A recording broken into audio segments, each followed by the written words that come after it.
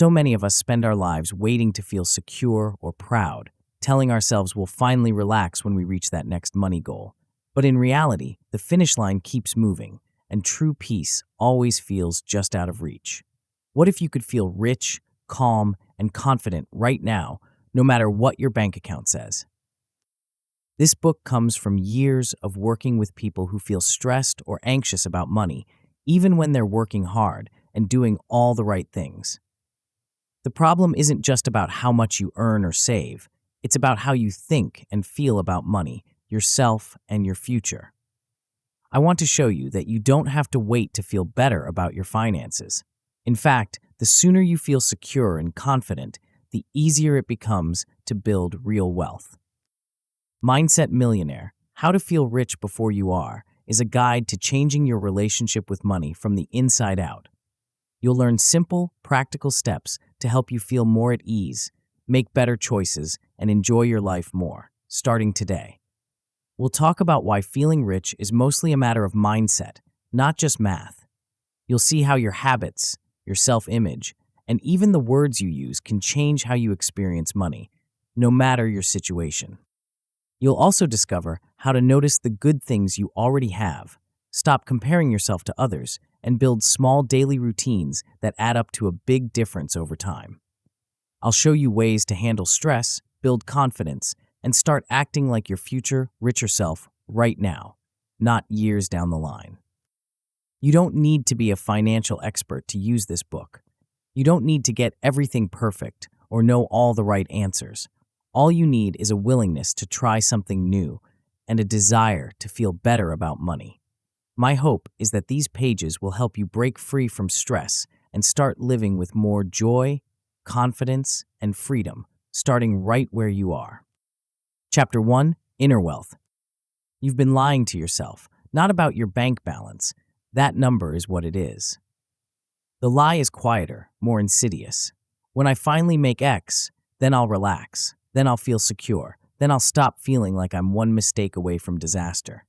You've been postponing your right to feel safe, proud, and worthy until some magical financial milestone appears on the horizon. And here's the brutal truth: that milestone keeps moving. Every time you get close, the goalpost shifts. The promotion comes, the raise hits your account, and within weeks, you're back to the same gnawing anxiety, the same sense of not enough, the same story that you're still behind. This chapter is your wake-up call. We're going to dismantle the mental prison you've built, the one where your emotional safety is held hostage by numbers you don't yet have. You're going to see how waiting for money to grant you permission to feel rich is the exact trap keeping you broke in the ways that matter most, emotionally, mentally, and relationally. And you're going to learn that wealth, real, deep, unshakable wealth, starts as a state of being you train from the inside out, not a prize you wait to receive from the outside in. The invisible cage you're living in. Let's get specific. Right now, you have a number in your head. Maybe it's $10,000 in savings. Maybe it's a six-figure salary. Maybe it's debt-free. Whatever it is, you've told yourself that when you hit that number, then you'll finally breathe. You'll stop checking your account with dread. You'll stop comparing yourself to everyone who seems to have it together. You'll stop feeling like a fraud when you talk about your goals. But here's what actually happens when you hit that number. Nothing changes. Or worse, everything inflates.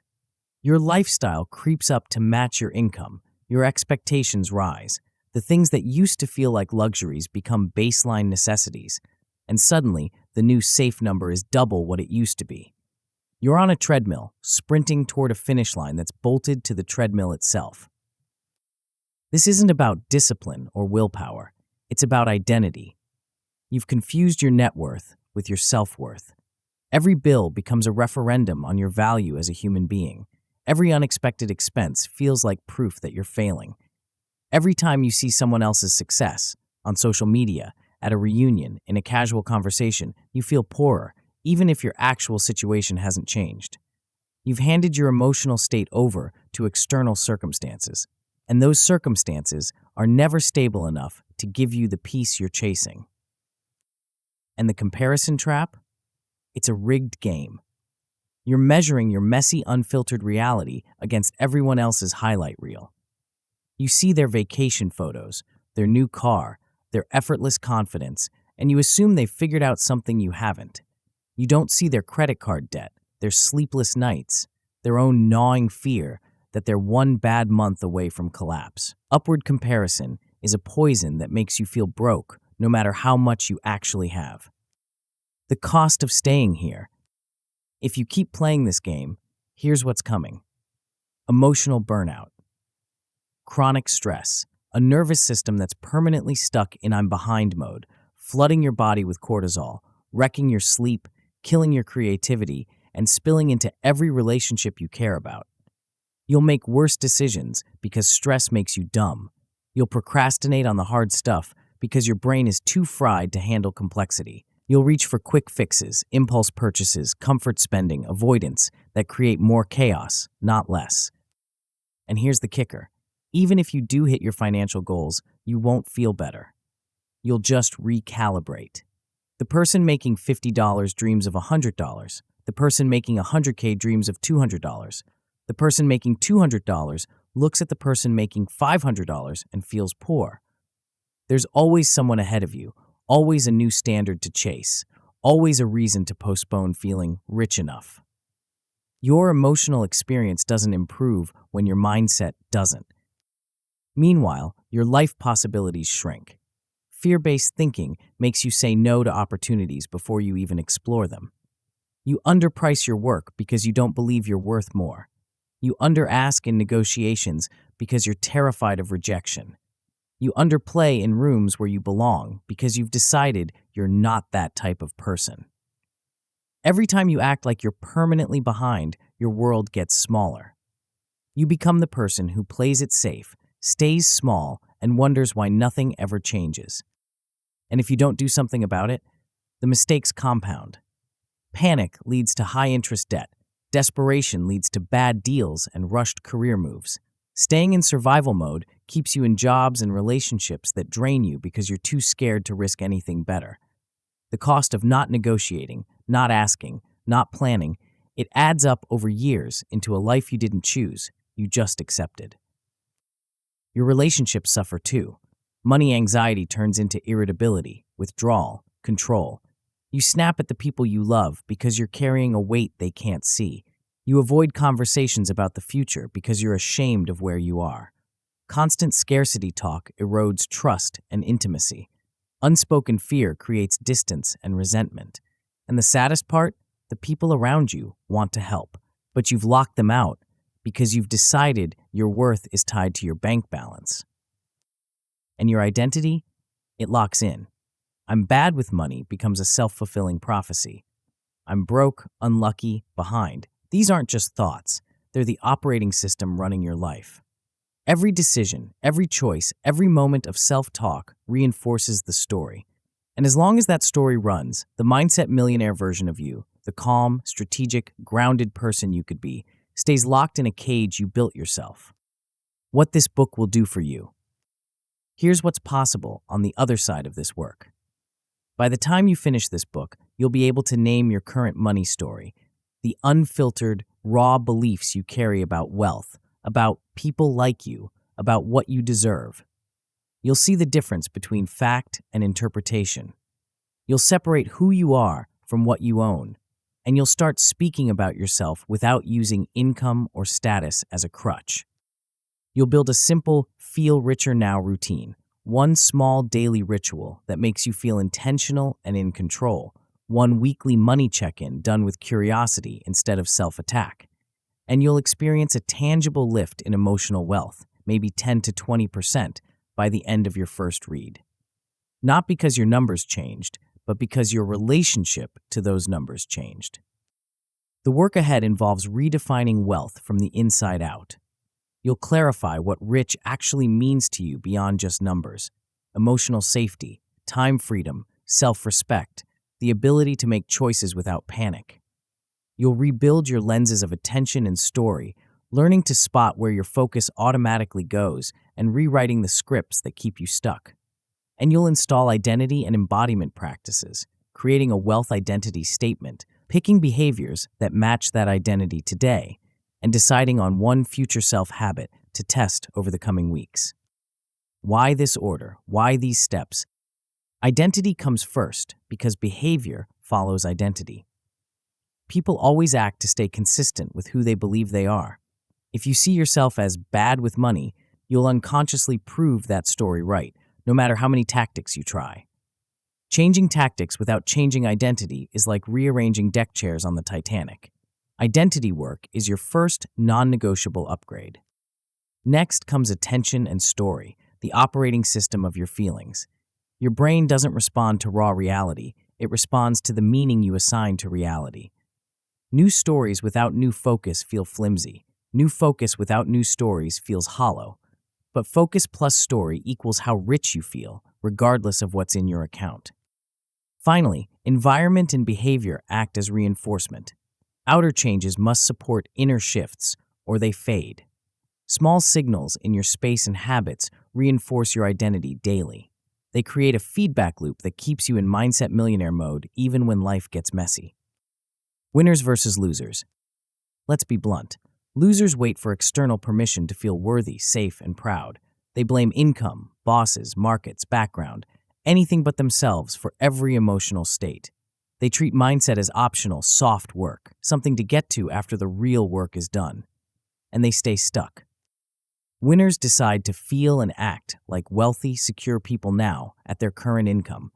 They accept full responsibility for their focus, their story, their identity. They treat every financial event as training, not as a verdict on their worth. And they win, not because they're lucky, but because they've built the internal infrastructure that makes external success inevitable. You're standing at a choice point right now. You can acknowledge the cost of staying in the old attitude for another year. More stress, more shame, more missed opportunities, more life postponed. Or you can commit to reading this book as a decision, not just entertainment. You can see this chapter as the line in the sand between old you and mindset millionaire you. The chapters ahead will show you exactly how to build wealth identity, train your abundance lens, rewrite your money story, and anchor yourself in inner safety. You'll learn to embody your future self, practice strategic generosity, and design daily signals that whisper, "You are wealthy," even when the numbers aren't there yet. But none of it works if you don't make the decision right now. You're done waiting for permission to feel rich. The question isn't whether you can afford to do this work. The question is whether you can afford not to. And somewhere deep inside, beneath the fear and the shame and the exhaustion, you already know the answer. Before we continue, make sure to subscribe to Grow to the Top and activate notifications to receive more self-improvement tips that will supercharge your growth.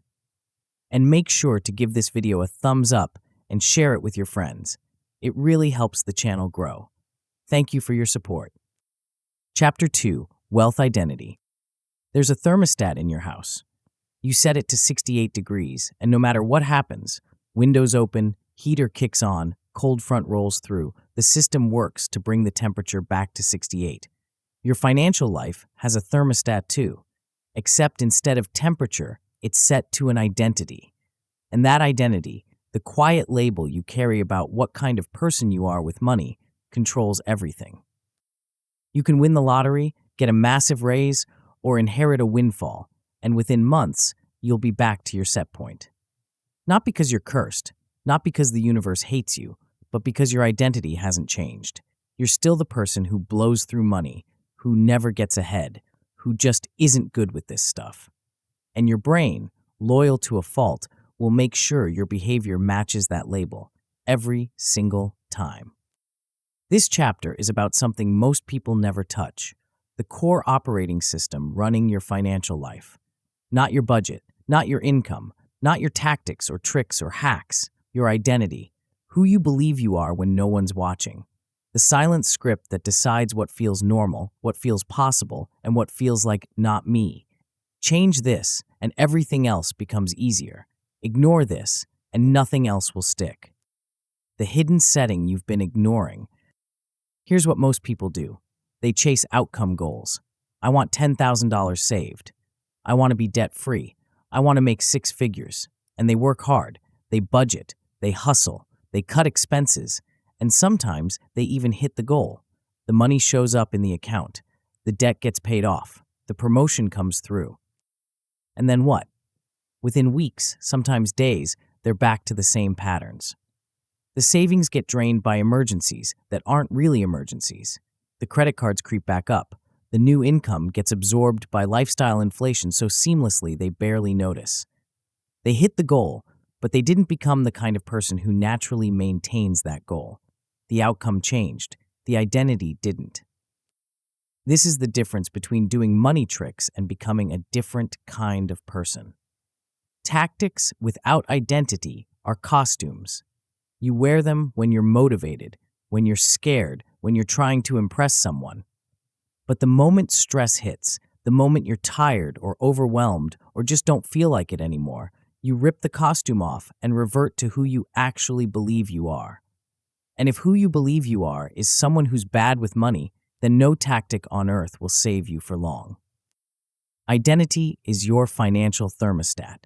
It's the hidden setting controlling your life. You can crank the heat up temporarily with willpower and discipline, but if the thermostat is set to broke, you'll snap back. Always. The only way to change your financial reality permanently is to change the setting itself. Why I am beats I want. Let's get specific about what we're actually talking about here. An outcome goal sounds like this. I want to have $5,000 in my emergency fund. An identity goal sounds like this. I am a person who plans ahead and protects my future self. See the difference? One is about a number. The other is about who you are. Outcome goals are fragile. They depend on circumstances lining up perfectly. They require constant motivation. They feel like a battle you have to win over and over again. And the moment you hit them, the goal disappears, and you're left wondering, now what? Identity goals are different. They're not about hitting a milestone. They're about becoming someone. And once you become that person, the outcomes follow naturally.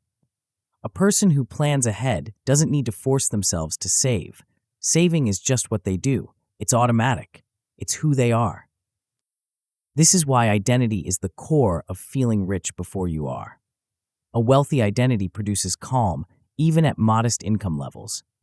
It's not about the money in your account. It's about the person looking at that account. When your identity is I am a calm, strategic steward of my money, you feel rich in self-trust. You feel rich in capability. You feel rich in the knowledge that you can handle whatever comes. And that feeling, that emotional wealth, changes everything. Emotional wealth tracks identity, not the last bill you paid. You can have $100 in your account and feel secure if your identity is solid. You can have $100,000 and feel terrified if your identity is still lol. I'm one mistake away from disaster. The number matters less than you think. The identity matters more than you know. And here's the kicker. Identity upgrades make external wealth more likely over time. When you see yourself as a strategic, capable person, you make different choices. You negotiate better. You ask for more. You say no to bad deals. You invest in yourself. You take calculated risks. You show up differently in rooms that matter. And over months and years, those choices compound into real, tangible results. The lies you've been sold. Before we go further, let's kill 3 myths that keep people stuck. Myth 1. Once my income changes, my identity will change. This is backwards. You think hitting a certain salary will magically transform you into a confident, secure person. It won't. Income changes don't fix identity problems. They just give you more money to mismanage in the same old ways. You've seen this. People win the lottery and go broke. People get huge raises and still feel stressed. People pay off debt and immediately rack it back up. Why? Because the identity didn't shift. They got richer on paper, but they still saw themselves as broke. And broke people do broke things, no matter how much money they have. The cause and effect runs the other way. Identity first, income later. Become the kind of person who handles money well, and the money starts showing up. Not because of magic, because you're making smarter moves, taking better opportunities, and showing up as someone people want to invest in, hire, and collaborate with. Myth 2. Affirmations alone can fix my money identity. Look, affirmations aren't useless, but standing in front of a mirror saying, I am wealthy, while your bank account is overdrawn and your bills are late feels like lying to yourself. Because it is. Affirmations without action are just noise. Your brain doesn't believe words, it believes evidence. You need to pair the statement with small, proof-creating actions. Say, I am a strategic steward of money. And then do one strategic thing. Check your balance, pay a bill on time, save $5, stack tiny pieces of evidence, and your brain starts to believe the new story. Myth 3. You're either a money person or you're not. This is learned helplessness dressed up as personality. It's the lie that keeps you stuck. Money skills are learnable, just like any other skill. You weren't born knowing how to read, how to drive, how to use a computer. You learned, and you can learn this too. Your brain is capable of building a new money identity through repetition, evidence, and practice. The only question is whether you're willing to do the work. Building your wealth identity statement. So how do you actually do this? How do you shift from a broke identity to a mindset millionaire identity? You start with a statement, one sentence that captures the kind of person you want to be with money, not what you want to have, who you want to be. Here's the formula. Use present tense, use calm and grounded language, and make it challenging but believable. Not, I am a billionaire living in a mansion. That's fantasy. Your brain will reject it immediately. Instead, something like, I am a calm, strategic steward of my money. Or, I am someone who makes thoughtful decisions and protects my future self. Or, I am learning to handle money with confidence and care. Notice the tone. It's not hype. It's not over the top. It's grounded. It's something you can actually see yourself becoming. And that's the key. If the statement feels too big, your brain will dismiss it as fake. If it feels too small, it won't pull you forward. You want the sweet spot, a stretch, but not a fantasy. Once you have your statement, you need to make it real. Words alone won't cut it. You need behaviors that match. Pick 3 identity-aligned behaviors you can start immediately. 1 around awareness, maybe a brief daily check-in with your accounts, just to stay present. 1 around planning, maybe a simple weekly review of what you spent and what's coming. 1 around respect, maybe handling bills on time without drama, treating them as neutral tasks instead of emotional crises. These behaviors don't need to be big, they need to be consistent. Every time you do one of these small actions, you're casting a vote for your new identity, and your brain is counting votes. Do it once, and it's an anomaly. Do it 10 times, and it's a pattern. Do it 100 times, and it's who you are. The 30-day identity experiment. Here's how you make this stick. Treat it as an experiment. Not a life sentence, not a permanent commitment, just a 30-day test. You're trying on a new identity to see how it feels, how it changes your choices, how it shifts your experience. Every day, ask yourself one question. What would my wealthy identity do in this situation? Not, what do I feel like doing? Not what's easiest, but what would the person I'm becoming do right now? And then do that thing. Even if it's uncomfortable, even if it feels fake at first, you're rehearsing a role until it becomes real. Track the moments when you act like your new identity. Write them down. Keep a simple log. Today I checked my balance without spiraling. Today I said no to an impulse purchase. Today I paid a bill early instead of waiting until the last second. These are tiny wins, but they're evidence, and evidence is what rewires identity. You'll also want some shortcuts to keep this identity front of mind. Create a short mantra, 5 to 7 words that capture your wealth identity. Something like calm, strategic, and in control. Repeat it before money decisions. Repeat it before important emails or calls. Use it to interrupt panic and bring you back to your chosen self. Put visual reminders everywhere. Turn your wealth identity statement into your phone wallpaper. Stick a post-it on your mirror or laptop. Let your environment constantly whisper who you are becoming. These cues matter more than you think. Your brain responds to repetition and environmental signals. Use them. When it feels fake, let's address the elephant in the room. This is going to feel fake at first. You're going to read your wealth identity statement and cringe. You're going to feel like a fraud. You're going to hear a voice in your head saying, Who are you kidding? You're not that person. That voice is normal. It's your old identity fighting to stay alive. Don't argue with it. Don't try to convince it. Just acknowledge it and move forward anyway. The feeling of fakeness fades with evidence. Every time you act like your new identity, the voice gets quieter. Every time you stack a small win, the new identity gets stronger. If the statement feels too cringe, soften the language. Instead of, I am a calm, strategic steward, try, I am learning to become a calm, strategic steward. That small shift, learning to become, gives you permission to be imperfect while still moving forward. You'll also forget your identity in stressful moments. That's guaranteed. Stress pulls you back to old patterns. When it happens, don't beat yourself up. Just notice it. Use a short reset ritual. Pause, breathe, repeat your identity statement, then decide. Treat each stressful moment as training, not as failure. And watch for old labels from family or past experiences. You'll hear echoes of things people said about you growing up. We're just not good with money. You've always been irresponsible. People like us don't get ahead. Write those labels down. Look at them and explicitly reject them. They're not truths. They're just stories someone else handed you. You don't have to keep carrying them. What's possible on the other side? If you do this work, here's what shifts. At first, you'll catch yourself mid-sabotage and choose a better move. You'll feel small bursts of pride for acting like a different person. You'll notice that old labels feel slightly less true. That's the good outcome. It's progress. It's real. Keep going, and you hit the excellent outcome. Your default behavior changes. You make thoughtful money decisions even when you're tired or stressed.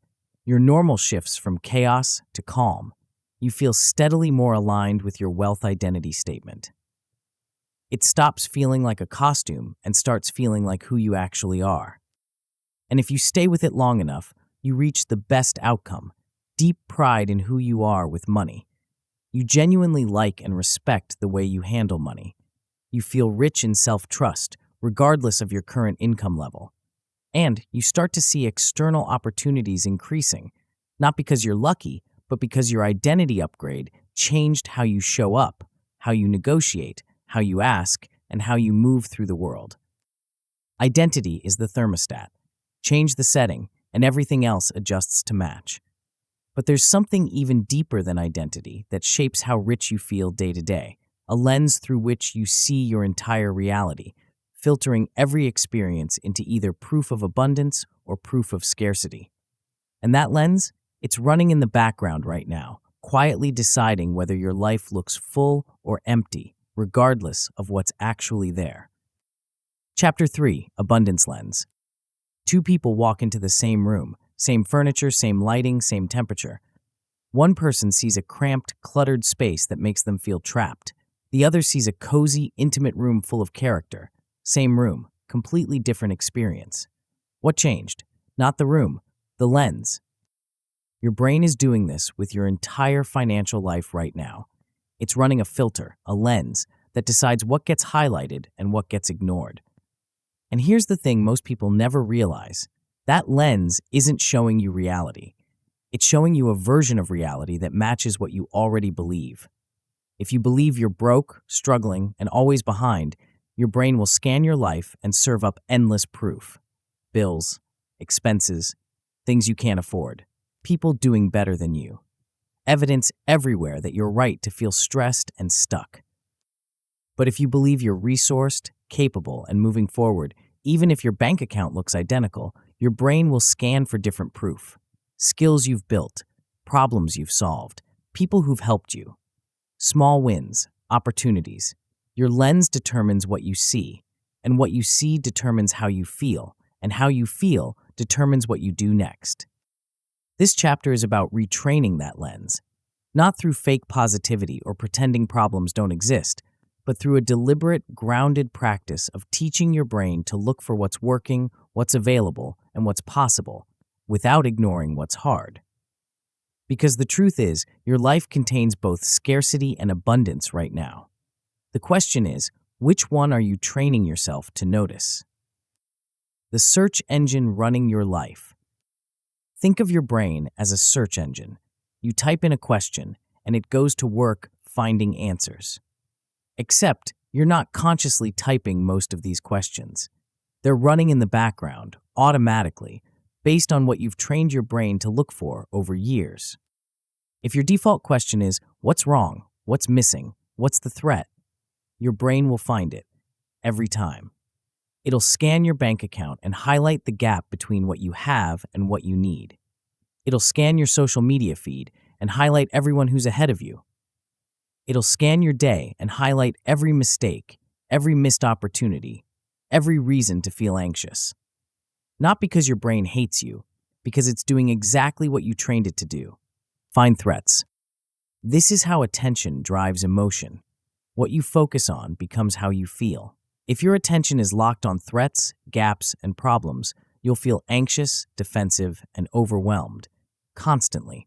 It doesn't matter if objectively your life is fine.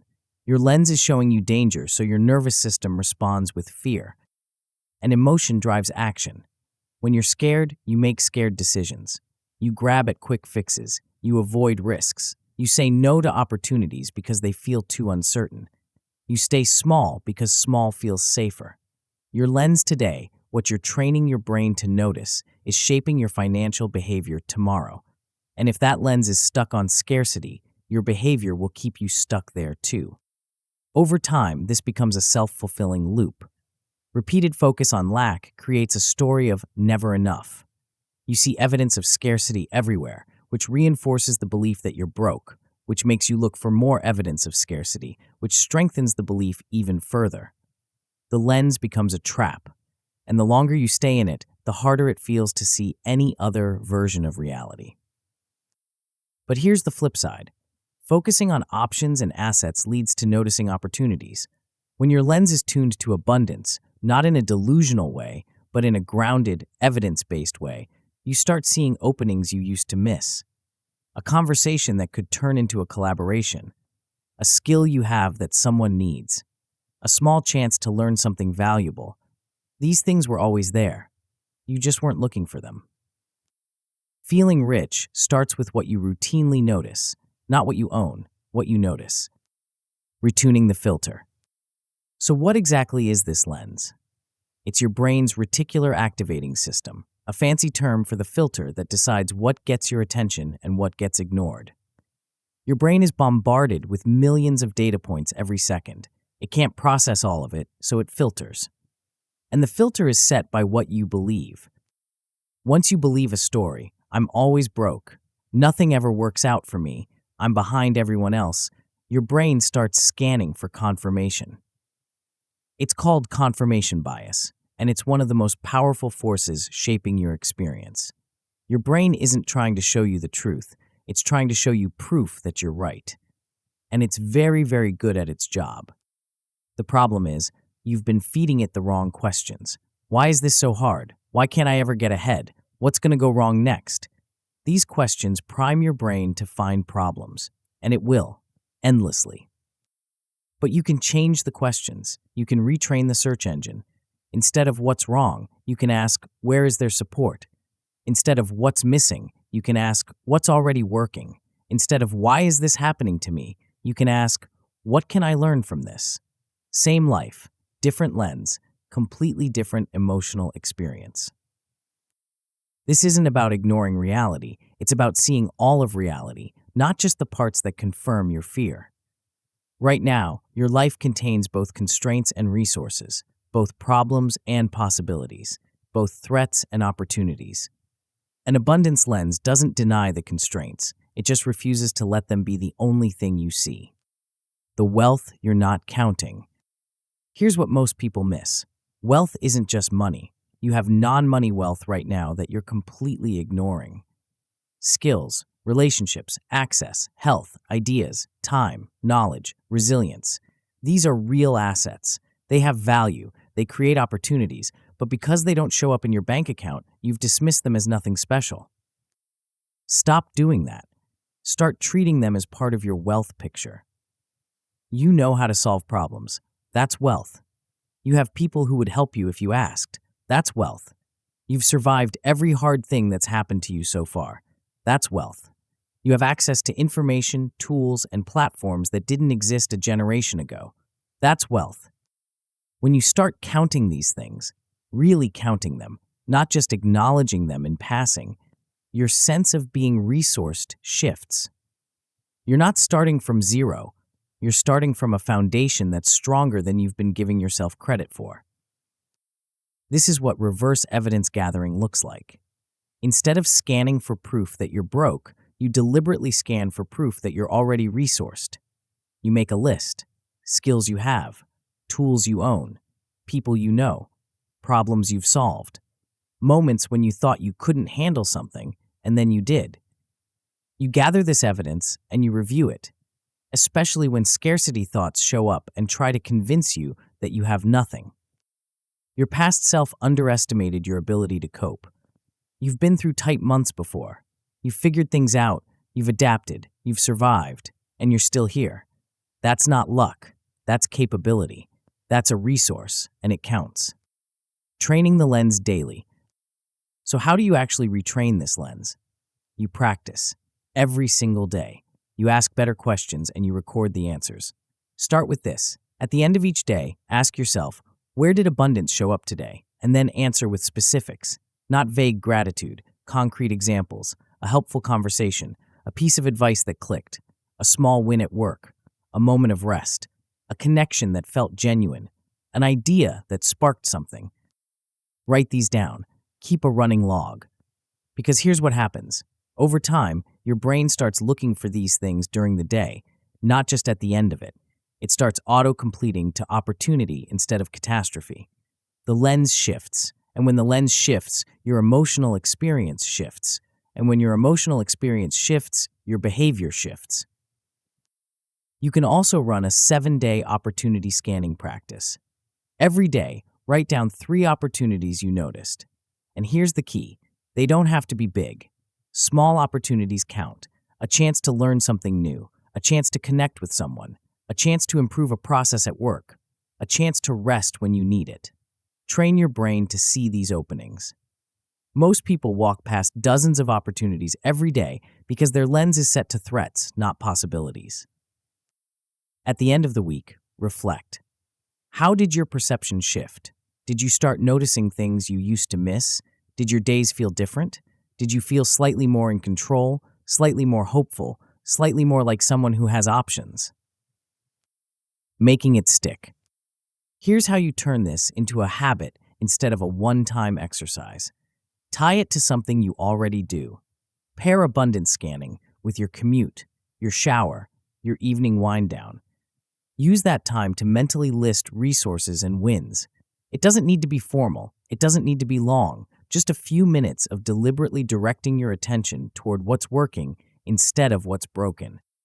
And here's a critical shift. Use contrast instead of comparison. Stop comparing yourself to people who are richer, more successful, more ahead. That's a rigged game that will always make you feel poor. Instead, compare your present self to your past self. Notice how you've grown in skills, resilience, and wisdom. Notice what you can handle now that you couldn't handle a year ago. Use this contrast to feel progress instead of constant lack. Treat every small win as a wealth point. A helpful email? Wealth point. A good idea? Wealth point. A meaningful connection? Wealth point. Keep a running tally. Let these points accumulate. Let them shift how you feel about your life. Because the truth is, you're accumulating value every day.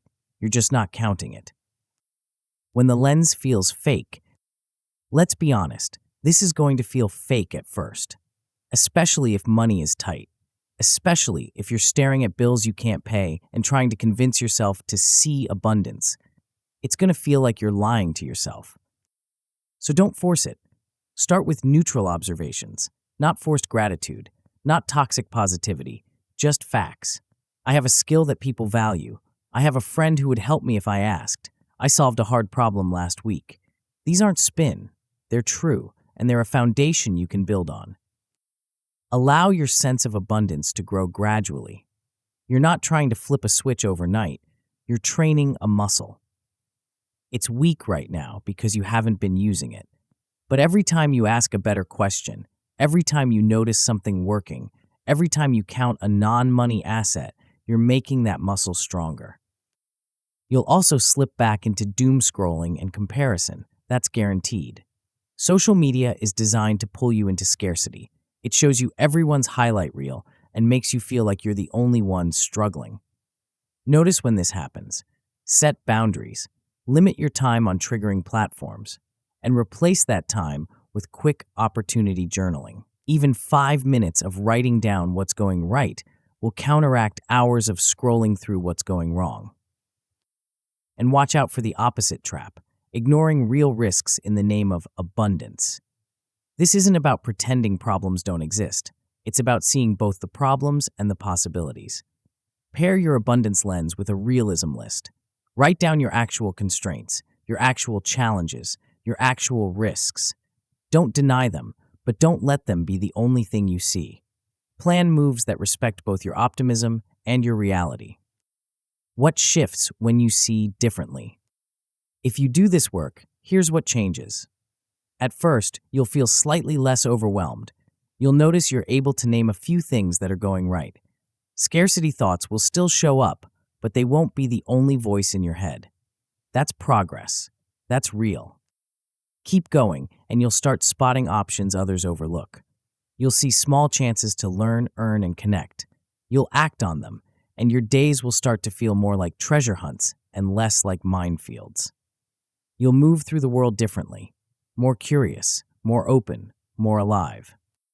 And if you stay with it long enough, you'll reach a place where you feel deeply supported by life.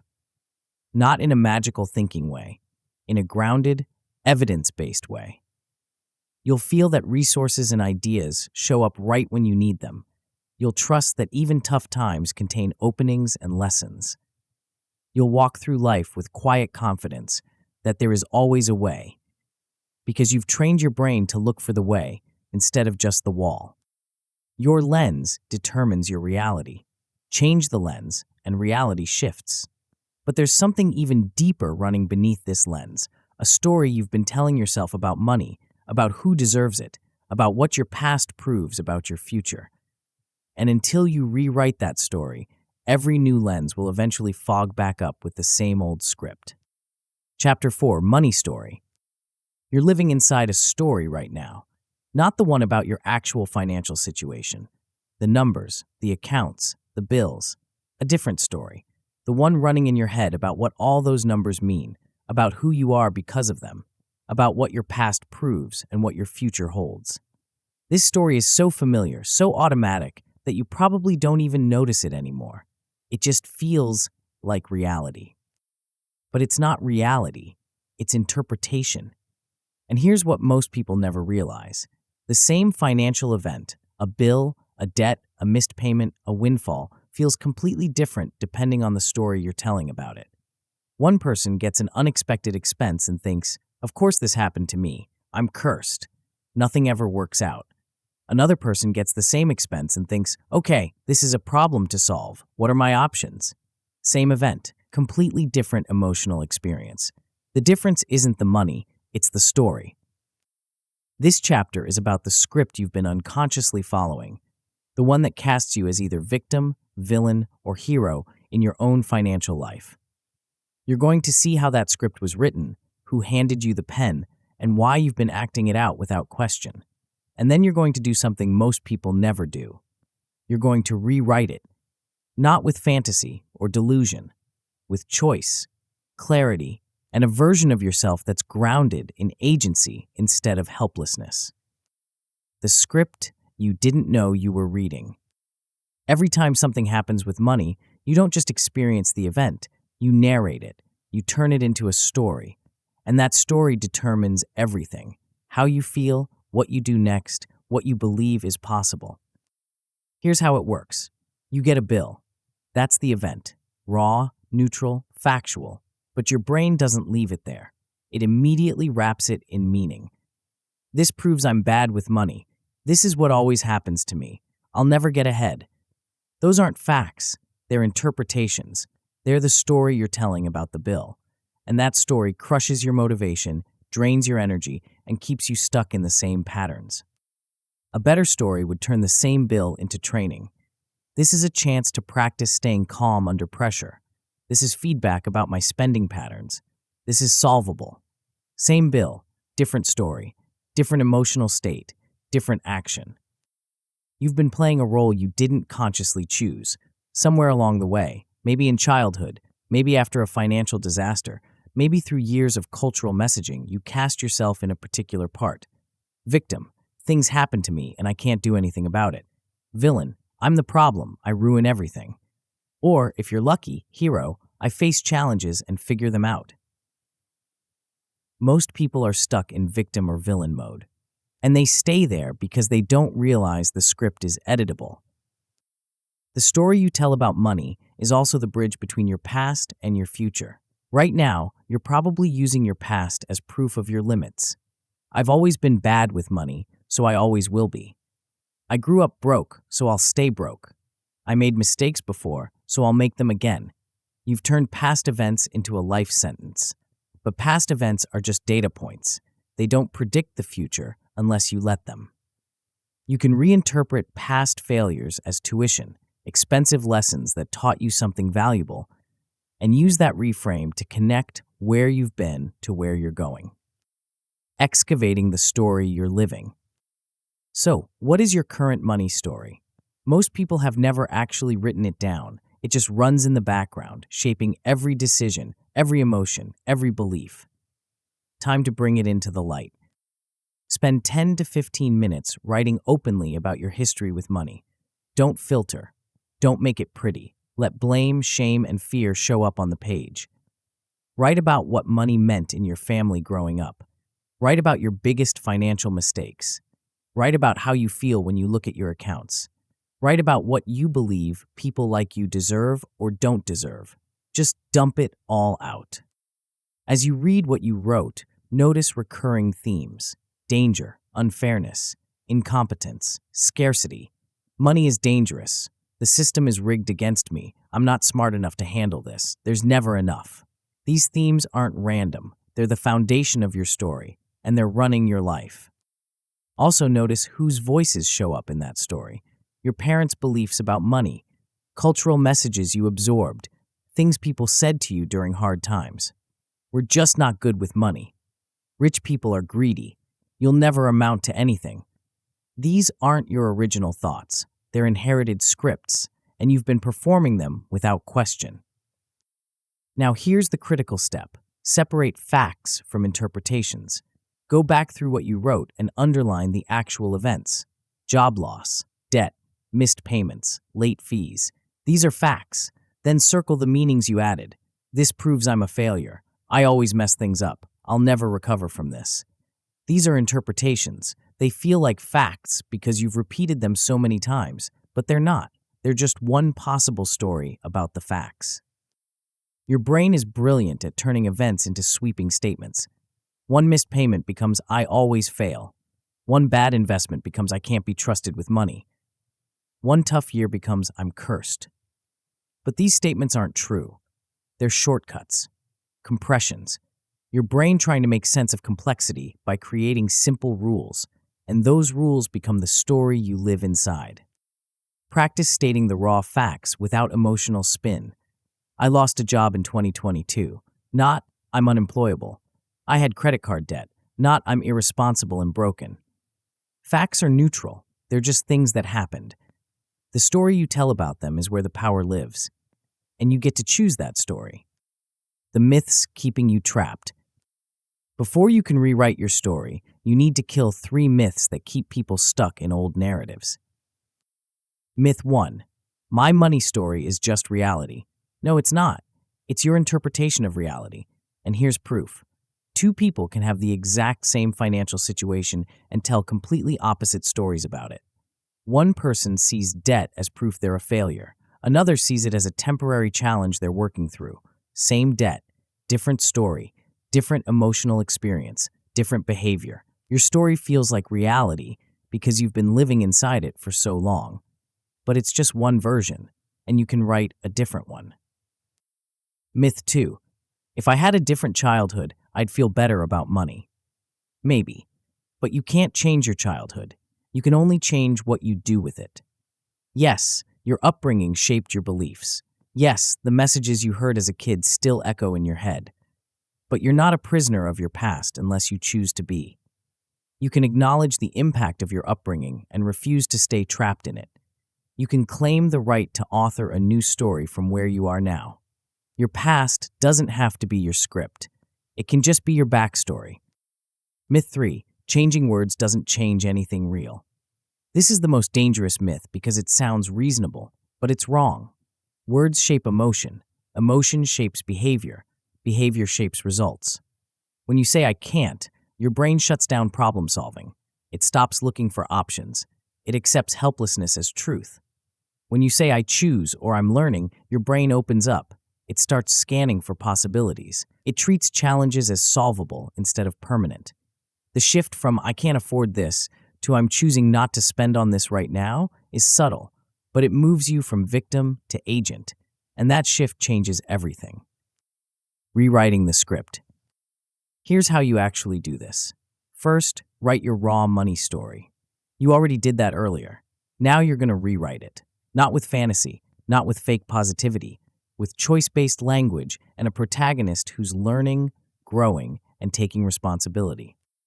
Go back through your original story and underline every instance of victim language. Words like always, never, can't, stuck. Phrases like things happen to me, I have no choice, it's not my fault. These words hand your power to circumstances. They make you the subject of your story instead of the author. Now rewrite those sentences using choice language. I can't save money becomes I haven't prioritized saving yet, but I'm learning how. I'm stuck in this job becomes I'm choosing to stay in this job for now while I build skills for the next move.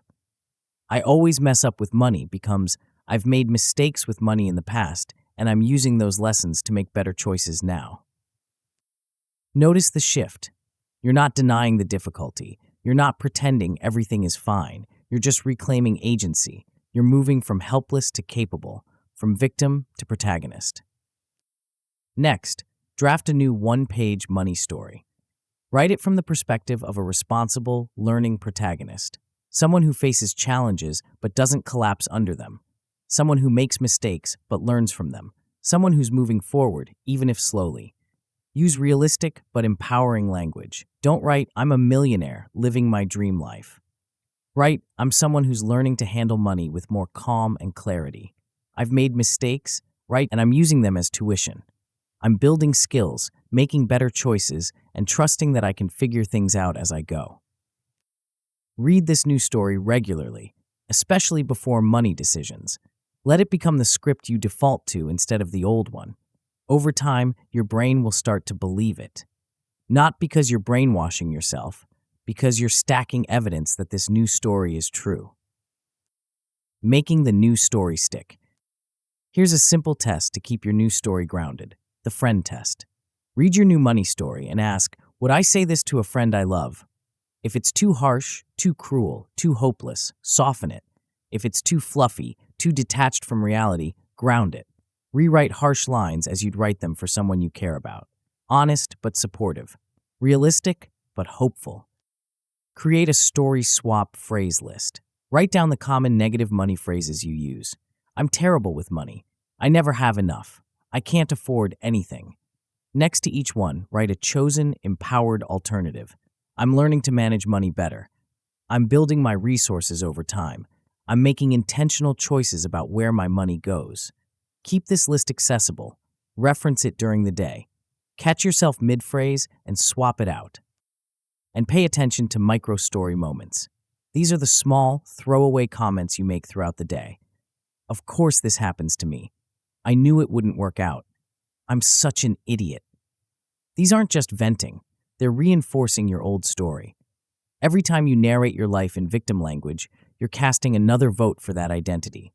Pause. Re-narrate the moment in a more helpful way. This is inconvenient, but I can handle it. This didn't work out, but I learned something. I made a mistake, and I'll adjust. Treat each re-narration as a rep in the mental gym. You're building a new default script. What changes when the story changes? If you do this work, here's what shifts. At first, you'll feel slightly less embarrassed about your money past. You'll start asking, why did I do that? instead of "What's wrong with me?" You'll feel some relief knowing your story is editable. That's progress. That's real.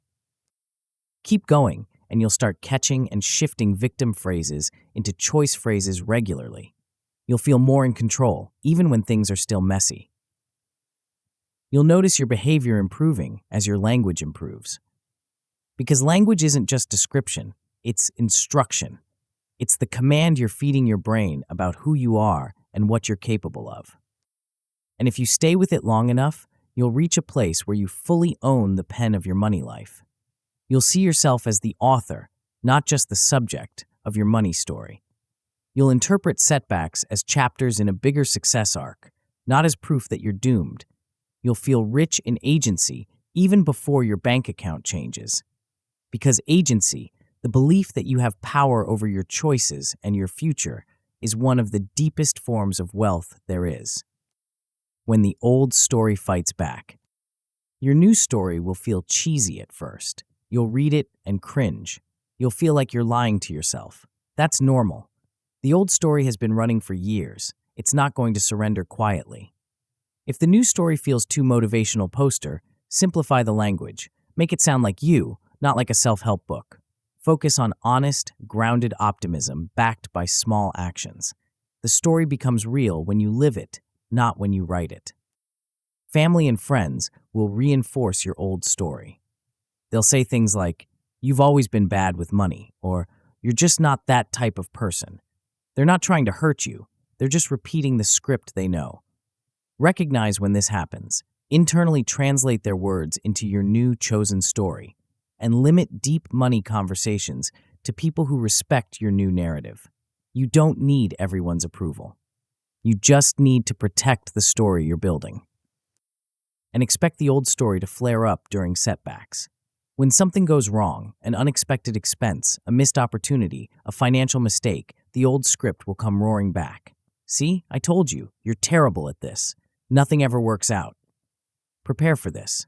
Write a setback script in advance. When something goes wrong, I pause. I acknowledge the difficulty. I ask what I can learn. I make a plan. I move forward. Use each setback as a chance to prove your new story in action. That's how it becomes real. Your story isn't just words on a page. It's the operating system running your financial life. Change the story, and you change the code. But even the best story won't protect you if you don't feel safe enough to act on it. And safety, real, deep, internal safety, doesn't come from your bank balance. It comes from something quieter, something most people never build, something we're about to uncover next. Chapter 5, Inner Safety. There's a kind of safety you can't lose. Not when the market crashes. Not when you lose a job. Not when an unexpected bill shows up. Not when your income drops or your plans fall apart. It's not in your bank account. It's not tied to your job title or your credit score. It lives somewhere deeper. And most people never build it because they're too busy chasing the other kind. The kind that depends on everything going right. You've been told that safety comes from hitting certain numbers. Get this much saved, earn this much income, pay off this much debt, and then, finally, you'll be able to breathe. But here's what actually happens. You hit the number, and within days, the fear comes back. Because the number was never the problem. The problem is that your nervous system doesn't trust you. It doesn't believe you can handle what comes next. So no matter how much you accumulate, you still feel one bad month away from disaster. This chapter is about building the kind of safety that can't be taken from you. The kind that lives in your skills, your adaptability, your patterns of behavior, and your ability to stay calm when things get hard. This is inner safety, and it's the foundation of every smart financial decision you'll ever make. Without it, you're always in survival mode. Reactive, defensive, short-term. With it, you access your best thinking, your clearest judgment, and your ability to move strategically instead of desperately. The trap of survival mode. When you don't feel safe, your brain shifts into a very specific mode, threat detection. Your nervous system floods with stress hormones. Your focus narrows to immediate dangers. Your thinking becomes rigid, and your behavior becomes about one thing: plugging the hole, stopping the bleeding, surviving today, even if it costs you tomorrow. This is survival mode, and it's a terrible place to make financial decisions from. In survival mode, you can't think long term. You can't weigh options carefully. You can't negotiate effectively because you're too desperate to walk away from a bad deal. You can't take calculated risks because all risk feels like a threat. You say yes to things you should say no to. You grab at quick fixes that create bigger problems later. You avoid looking at your accounts because the anxiety is too overwhelming. And you stay stuck in jobs, relationships, and patterns that drain you because change feels too dangerous. Survival mode blocks creativity. It blocks negotiation. It blocks the kind of strategic, patient thinking that actually builds wealth. And here's the worst part. Survival mode becomes a habit. If you stay in it long enough, your nervous system starts treating it as normal. You stop noticing that you're always tense, always braced for impact, always waiting for the next disaster. It just becomes how you live. But when you build inner safety, everything changes. Calm focus enables realistic planning and problem solving. Your smartest ideas show up when you feel safe, not panicked. You can think clearly. You can see options. You can ask for help without shame. You can negotiate from a place of strength instead of desperation. Inner safety is the foundation of every strong financial move. Without it, you're just reacting. With it, you're building. And here's the critical piece. Inner safety is portable. A job can disappear. A market can crash. A relationship can end. But your skills, your mindset, your ability to adapt, those go with you. They can't be taken away. And when you anchor your security to things you control instead of things you don't, you become less afraid of change. You stop clinging to situations that aren't serving you because you trust that you'll figure it out no matter what happens. This is a key ingredient in feeling rich before you are. Not because you're ignoring reality, because you've built a foundation that reality can't shake. The shift from external to internal anchors. Most people anchor their sense of safety to external things, a specific amount in savings, a job title, a salary level, a relationship, a house, and as long as those things are stable, they feel okay. But the moment one of those anchors shifts, and they always shift, panic sets in. This chapter is about moving your anchor. Instead of, I'll be safe when I have $10,000 saved, you're going to build, I'm safe because I consistently make wise decisions. Instead of, I'll be safe when I get promoted, you're going to build, I'm safe because I have skills people value and I know how to learn new ones. Instead of waiting for the numbers to be perfect, you're going to feel okay before they are. This isn't about pretending your financial situation doesn't matter. It does, but your current situation is a snapshot, not a verdict. It's temporary, it's solvable, and you've handled hard things before. That's the shift. From I'm doomed to I can't handle this. From I need everything to go right to I trust myself to adapt when things go wrong.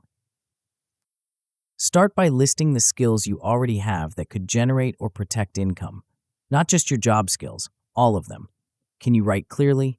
Can you solve problems? Can you organize chaos?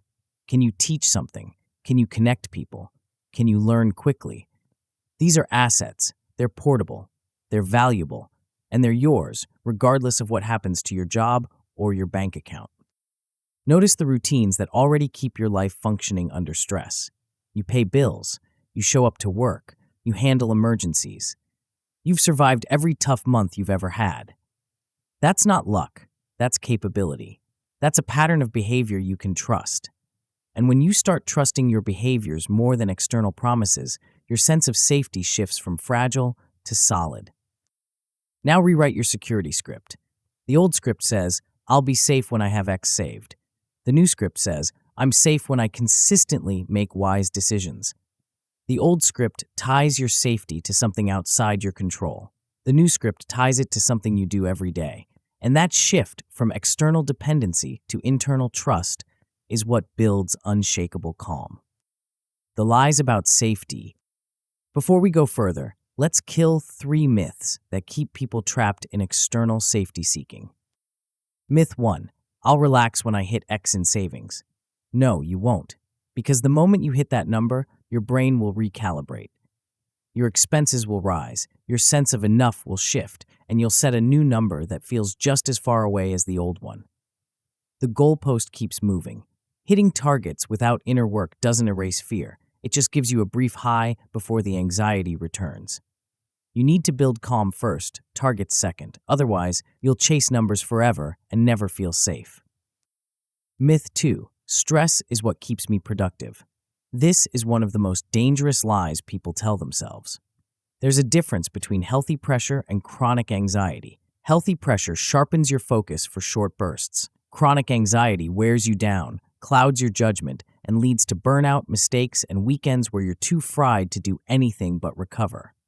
Sustainable productivity comes from regulated energy, not panic. When you're calm and rested, you make better decisions, see more options, and execute more effectively. Stress doesn't make you productive, it makes you reactive. Myth 3. Inner safety is woo, only external safety matters. This myth dismisses the most powerful lever you have. Inner safety directly changes your external results. When you feel safe, you negotiate better. You ask for more. You take smarter risks. You say no to bad deals. You invest in yourself. You show up with confidence that attracts opportunities. People with similar incomes feel radically different levels of safety. The difference isn't the money, it's the mindset. Inner work is the lever that multiplies outer gains. Ignore it, and you'll work twice as hard for half the results. Building your safety foundation. So how do you actually build this? You start with a personal safety checklist. Write down your current skills, experiences, and strengths that are economically useful. Include people you can ask for advice, collaboration, or support. Add assets you already own: tools, gear, devices, knowledge, credentials.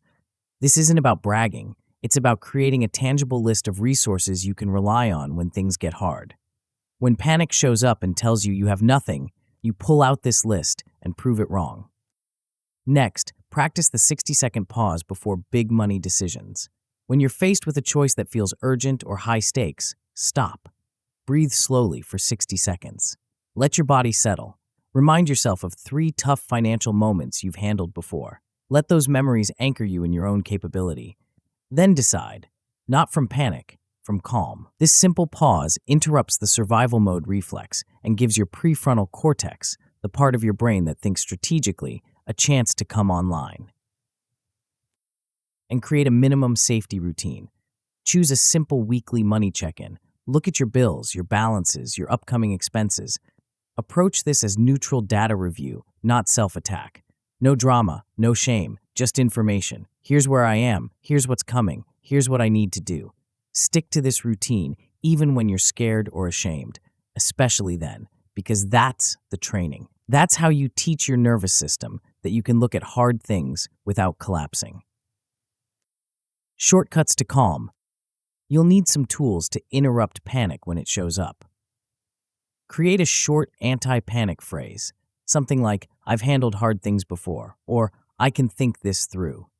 When you feel a wave of money fear, repeat it aloud or silently. Let it act as a mental break on catastrophic thinking. It's not magic, it's a pattern interrupt. It gives your brain a second to step back from the edge. Keep a proof of resilience file. Write down past moments when you solved financial or life problems. Include details about what you did and how it turned out. Lost my job in 2021. Felt terrified. Applied to 20 places. Got hired within 6 weeks. Had an unexpected $800 expense. Panicked. Called 3 people. Figured out a payment plan. Handled it. Read this file when you doubt your ability to handle current challenges. Your brain forgets your wins and remembers your failures. This file corrects that bias. And treat rest as a strategic tool, not a luxury. Notice how decisions made when you're exhausted usually cost you later. You overspend, you agree to bad terms, you miss obvious red flags. Build short pockets of rest into your week to recharge your decision power. Frame rest as maintenance for your money brain, not as laziness. You wouldn't run a car without oil. Don't run your brain without recovery. What shifts when you feel safe? If you do this work, here's what changes. At first, you'll feel slightly less panic around money. You'll stop avoiding your accounts entirely. You'll be able to think about money for a few minutes without spiraling. You'll feel a small but real increase in emotional safety. That's progress. That's the foundation. Keep going, and you'll reach a place where you stay calm in the midst of financial stress. You'll be composed enough to negotiate, plan, or ask for help when needed. You'll choose responses instead of reacting impulsively. You'll notice that your worst-case fantasies show up less frequently. You'll still feel pressure, but you won't collapse under it. And if you stay with it long enough, you'll reach deep self-trust regardless of circumstances. You'll genuinely believe, I can handle what comes financially. You'll feel rich in resilience and adaptability, and you'll make bigger, bolder choices because you trust your ability to recover if things don't go as planned. This is the ultimate outcome, not fearlessness, but trust. Trust in yourself. Trust in your ability to figure things out. Trust that you'll be okay even when things are hard. When safety work gets messy, you'll confuse avoidance with calm. You'll tell yourself you're staying calm when you're actually just ignoring your money situation. Recognize this. Reframe calm as, I can look at the numbers without drama, not, I don't have to look at all. Use tiny scheduled check-ins to replace avoidance with grounded engagement. 5 minutes, once a week, no judgment, just data. You'll also chase external safety milestones obsessively. You'll fixate on a specific amount or title as salvation. Notice when this happens. Pair every external goal with an internal skill. I want $5,000 saved becomes I want $5,000 saved and I want to learn to budget calmly. Keep reminding yourself that skills and behaviors are yours forever. Numbers can disappear, skills can't. And old panic patterns will return during big crises. Job loss, surprise expenses, market crashes. These will trigger the old fear. Accept this. Don't fight it. Create a written storm plan in advance. Who you call, what you check, what you avoid doing. When the crisis hits, follow the plan, and after it passes, evaluate. Look for proof of your growing strength. I panicked, but I didn't collapse. I asked for help. I made a plan. I handled it. Each crisis becomes evidence that you're more capable than you think. Inner safety is the foundation. But safety alone isn't enough, because even when you feel safe, you still need direction. You need to know where you're going and who you're becoming. And that's where most people get stuck. They're so focused on surviving today that they forget to build a bridge to the version of themselves who's already living the life they want. That version exists, and they're waiting for you to start acting like them. 6. Future self. There's a version of you that already exists, not in some distant, unreachable future. Right now. They're calm about money. They make decisions without panic. They handle setbacks without collapsing. They live with intention instead of reaction. They feel rich in the ways that matter, secure, capable, grounded. And here's the thing most people never realize. That version of you isn't waiting for you to earn more, save more, or fix everything. They're waiting for you to start acting like them. This chapter is about closing the gap between who you are today and who you're becoming. Not through fantasy or pretending, through embodiment, through making small, deliberate choices today that your future self will thank you for. Because here's the truth. You become who you practice being. And if you practice being the calm, strategic, wealthy-minded person you want to become, that person stops being a fantasy and starts being you. Most people treat their future self like a stranger, someone distant, blurry, disconnected. And because that future person feels so far away, it's easy to sacrifice them. Easy to choose short-term comfort over long-term stability. Easy to say, future me will deal with this. But when future you feels like a partner, someone you know, respect, and care about, everything changes. You start protecting them. You start making choices they'll appreciate. You start building a bridge between where you are and where you're going. And that bridge is what turns feeling rich from a distant dream into a daily practice. The stranger you keep sacrificing. Right now, your future self is either a stranger or a partner, and you can tell which one they are by looking at your decisions. When you choose the thing that feels good now but costs you later, you're treating future you like a stranger. Someone whose problems aren't your concern. Someone you don't have to face. When you avoid planning, skip saving, or stay in situations that drain you because change feels hard, you're handing future you a mess and walking away. But when future you feels vivid, when you can picture them clearly, when you know how they think and what they value, you start making different choices. You pause before impulse purchases and ask, will future me be glad I bought this? You say no to short-term relief that creates long-term pain.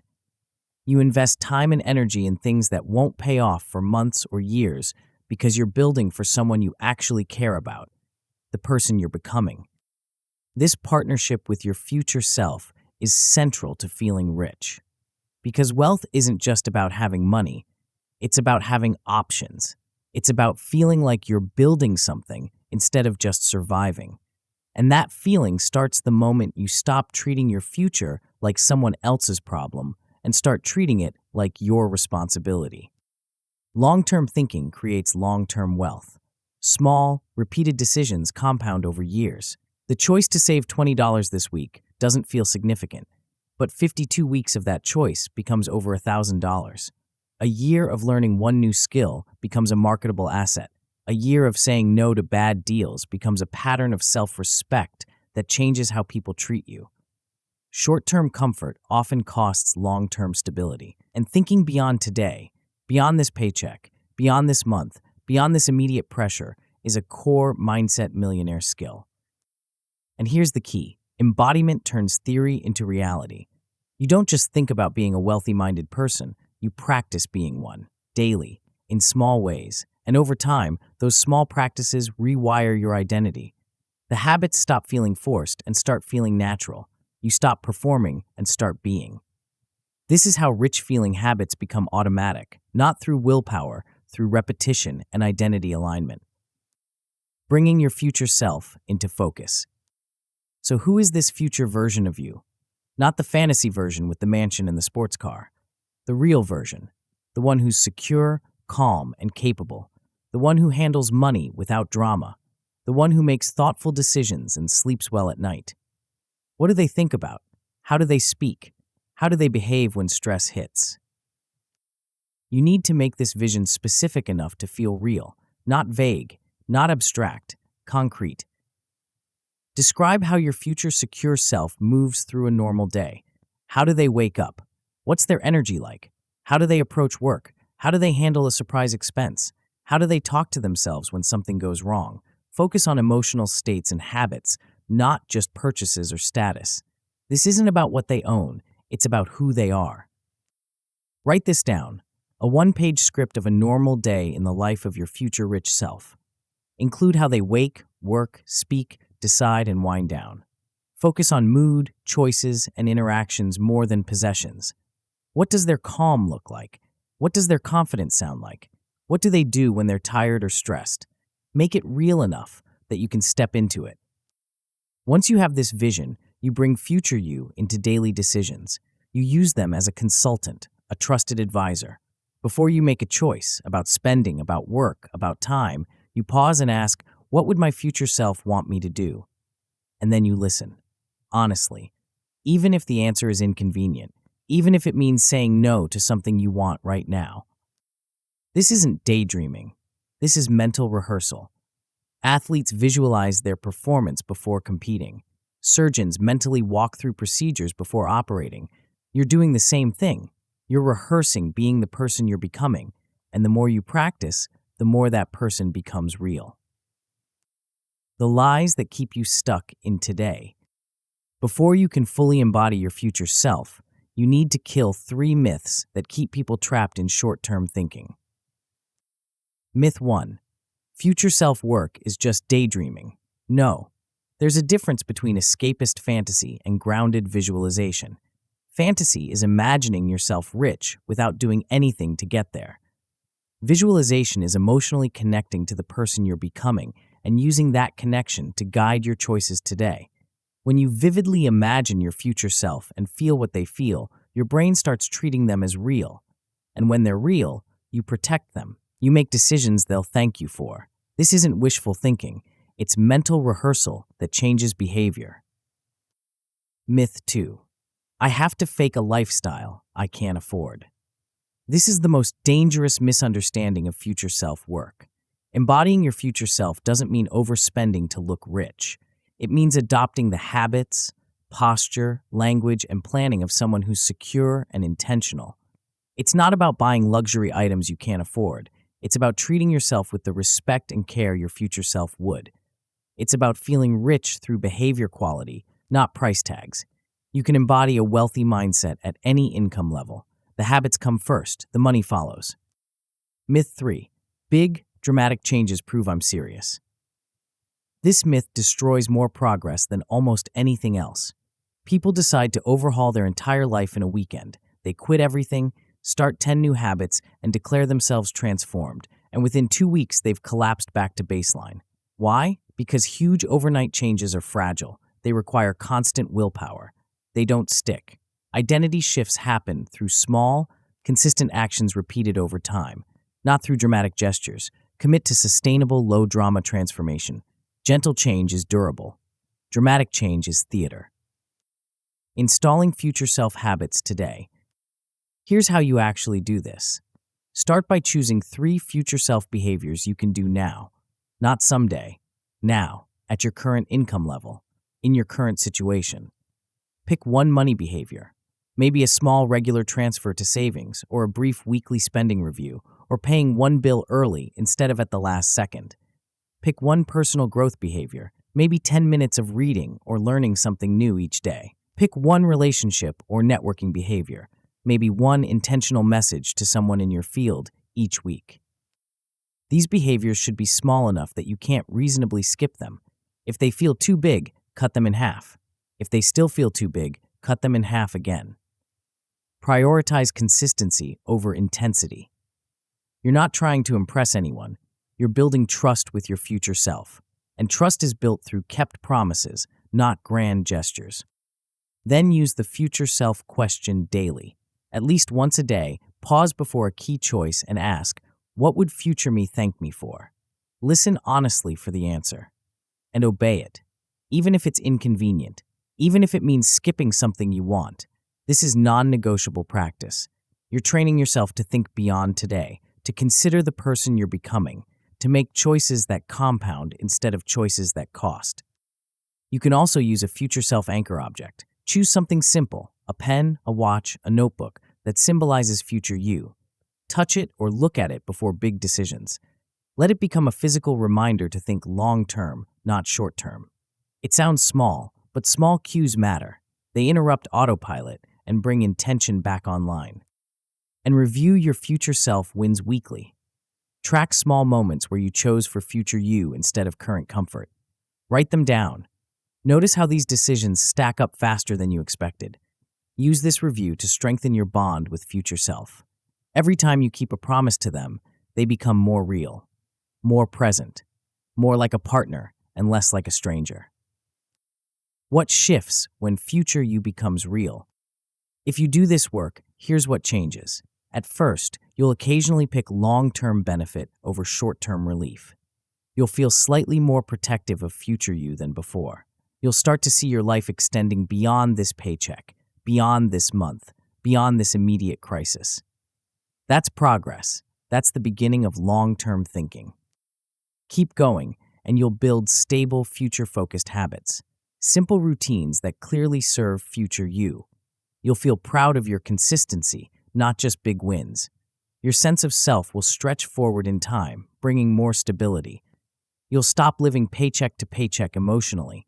You'll start living like someone who's building something. And if you stay with it long enough, your future self will feel fully present. You'll feel like your future rich self is already guiding your life. You'll instinctively ask, will I be glad I did this in a year before making choices?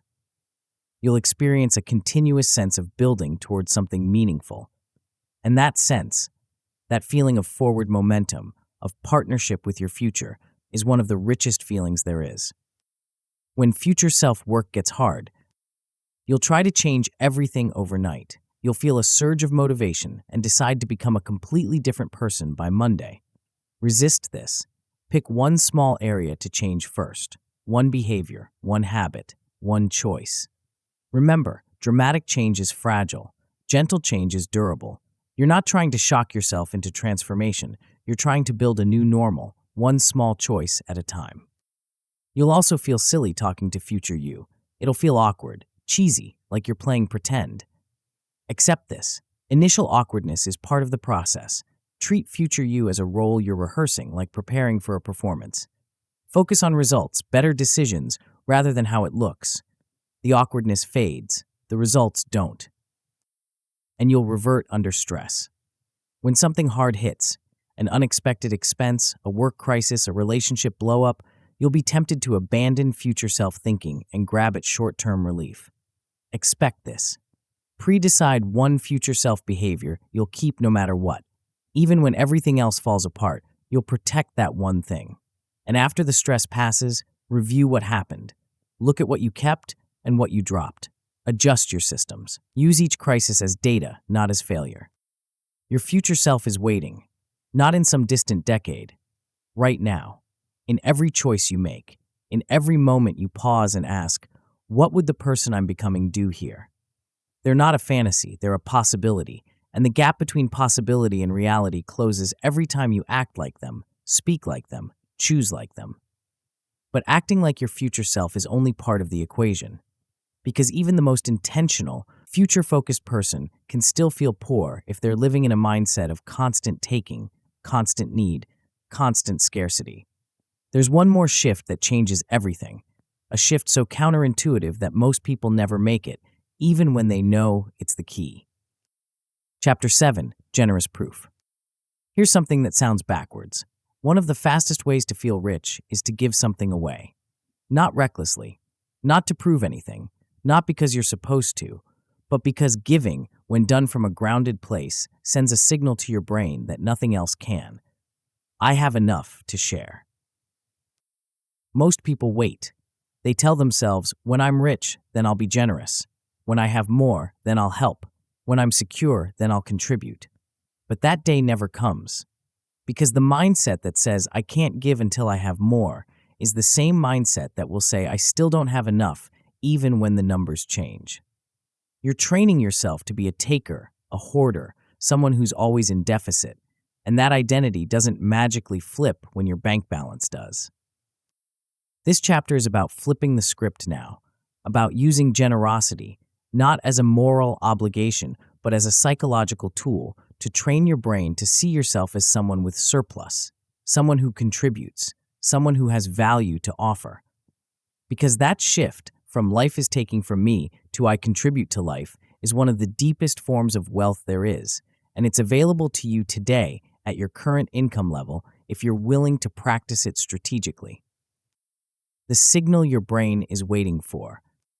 When you give time, attention, skill, or resources from a place of choice rather than desperation, your brain registers something powerful, surplus.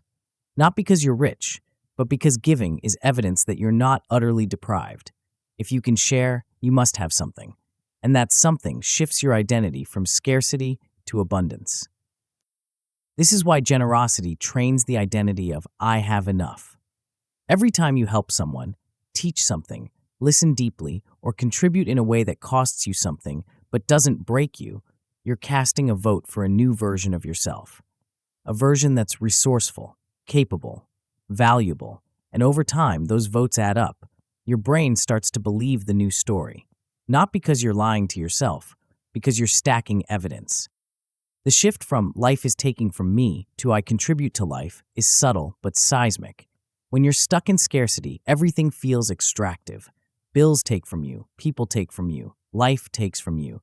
You're always on the defensive, always protecting what little you have, always feeling drained. But when you start contributing, even in small ways, the dynamic flips. You're not just a victim of circumstances, you're a participant, an agent, someone who adds value. And that feeling is rich, regardless of what's in your account. Generosity also builds social capital. Helpfulness generates goodwill and trust over time. When you show up for people, not in a transactional way, but in a genuine, grounded way, they remember, they talk about you, they think of you when opportunities arise. They introduce you to people. They vouch for you. This isn't karma math. It's not give so you can get. It's just how human networks work. Generous people end up at the center of information flows, collaboration, and support. And that position, being someone people trust and want to help, is a powerful form of wealth. And here's the paradox: generosity fights scarcity hoarding.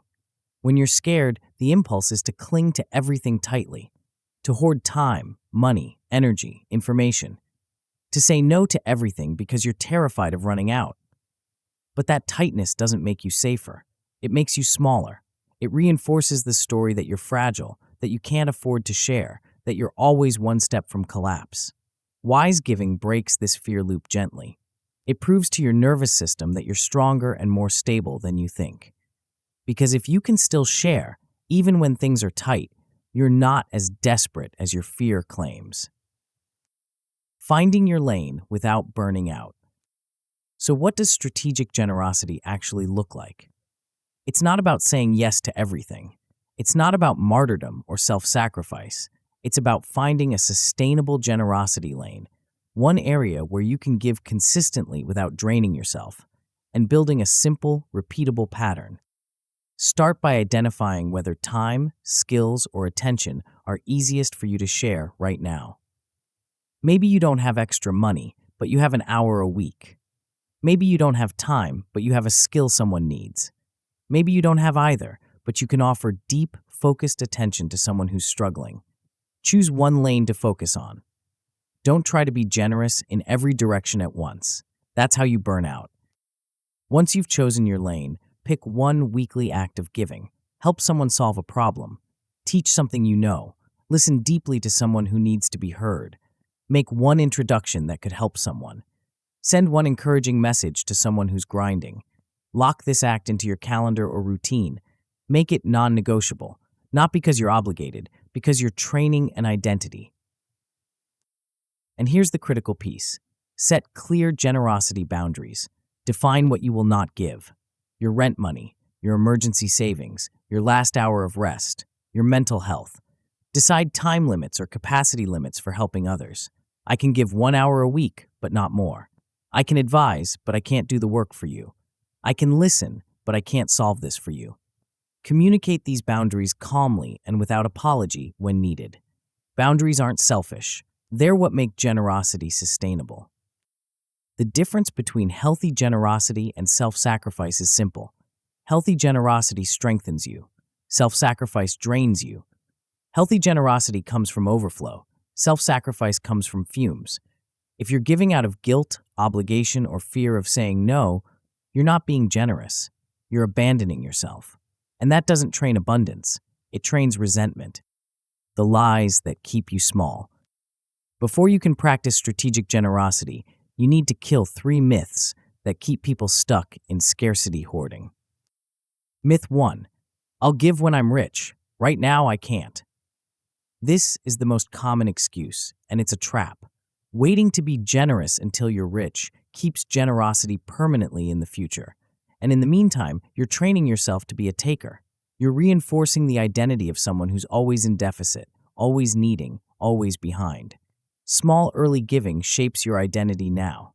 It doesn't matter if you can't write big checks. You can give time. You can give attention. You can give skill. You can give encouragement. These are real contributions, and they train your brain to see yourself as someone with value to offer. Myth 2. Generosity means saying yes to everything. No, indiscriminate yeses lead to burnout and resentment, and burned out people don't feel rich, they feel exploited. Saying no is part of healthy, intentional giving. You get to choose where your generosity goes. You get to prioritize. You get to protect your capacity. Thoughtful generosity is sustainable. Compulsory generosity is a recipe for collapse. Myth 3. If I give, people will take advantage of me. This fear is real. Some people will try to over-rely on you. Some will mistake your generosity for weakness. Some will push boundaries, but the solution isn't to stop giving. It's to build boundaries that protect you while still allowing generosity. Learn to distinguish genuine need from chronic entitlement.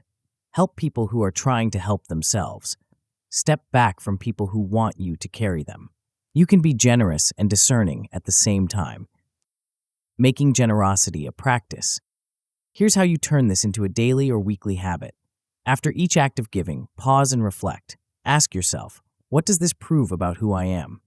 Notice the feelings that arise: strength, connection, pride, capability. These aren't just nice feelings, they're evidence. They're data points your brain uses to update your identity.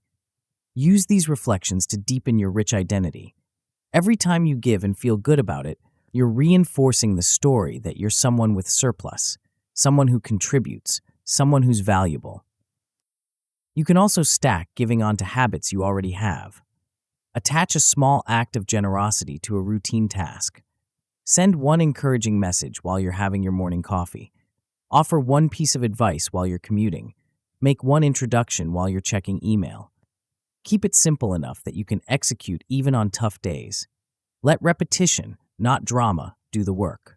You're not trying to be a hero, you're building a pattern. And keep a value log. Track the ways you've helped others. Listened, advised, connected, taught, encouraged.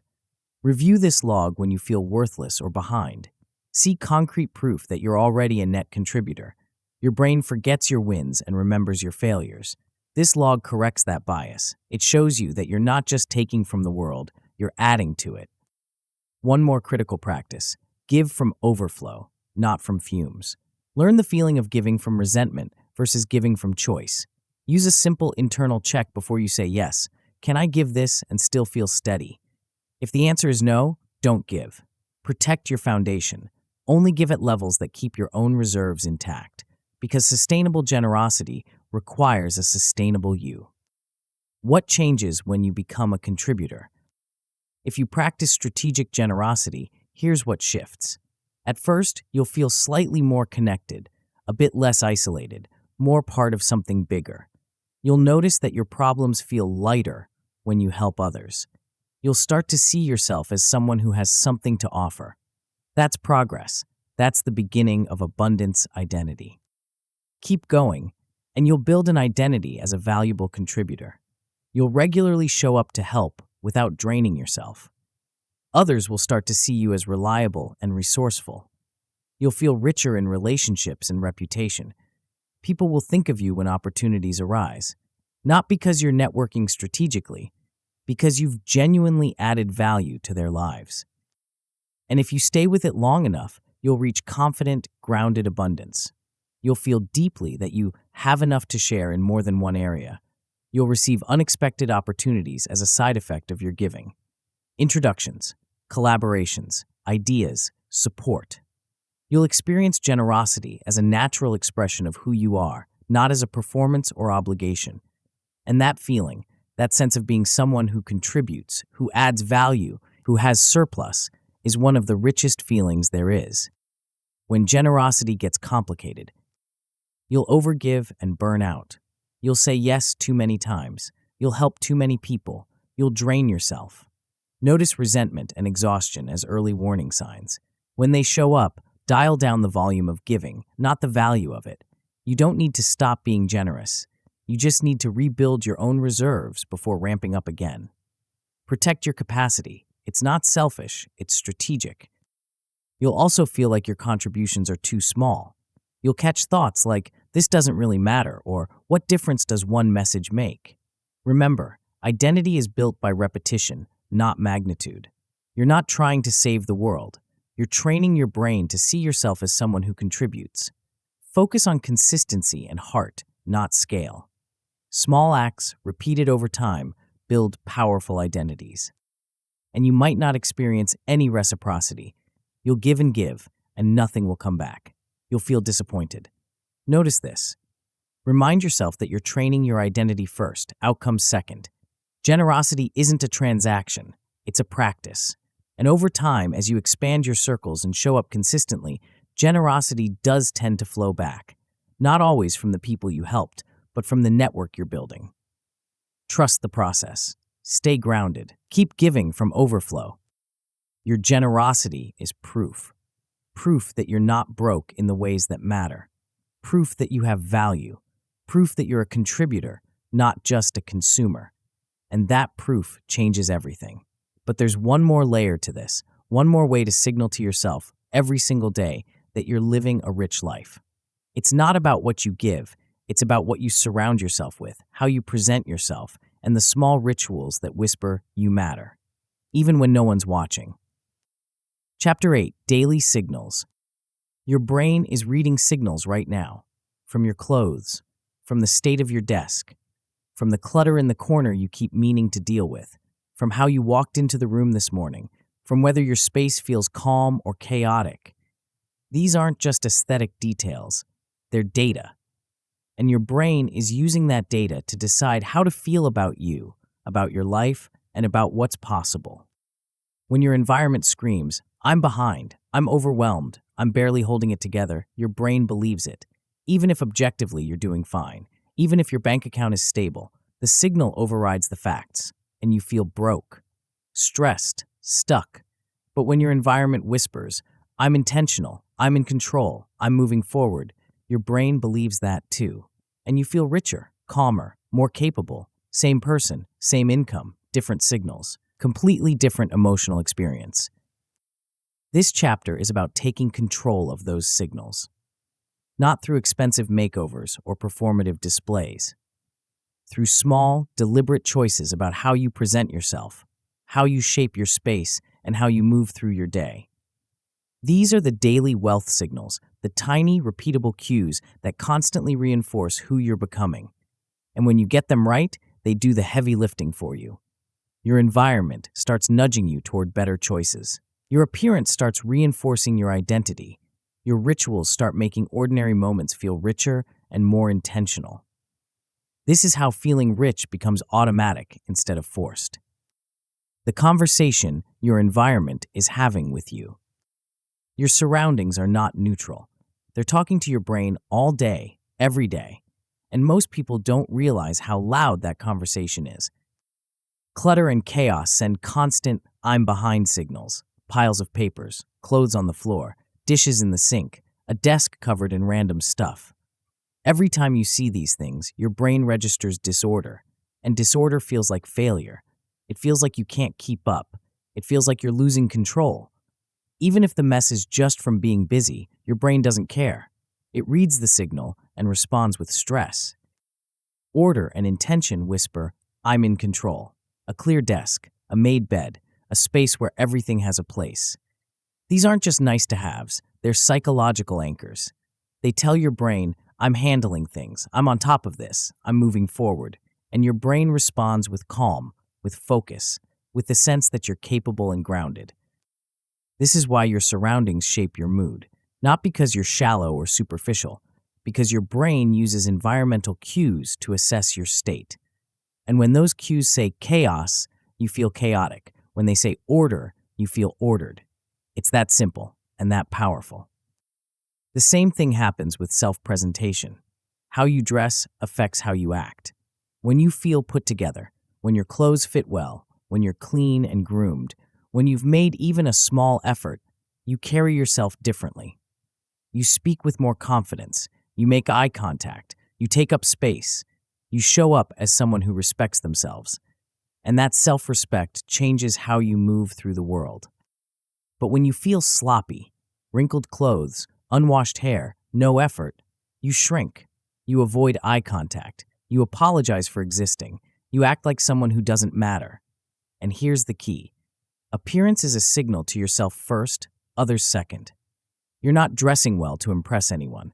You're dressing well to remind yourself that you're someone worth showing up for, that you're intentional, that you're becoming the person you want to be. And tiny signals accumulate into big feelings.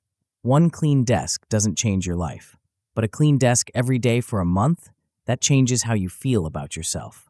One intentional outfit doesn't make you rich, but showing up with care every day for a year, that builds an identity. Daily cues add up over weeks into a default emotional state. Consistent small signals beat occasional big upgrades. You don't need a mansion. You need a corner of your space that feels calm and yours. You don't need designer clothes. You need to show up like you respect yourself. Commit to manageable, repeatable improvements. That's where the power is. Building your wealth atmosphere. So what does this actually look like in practice?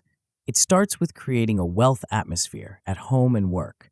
Not a showroom, not a magazine spread, Just small zones that feel calm, clear, and intentional.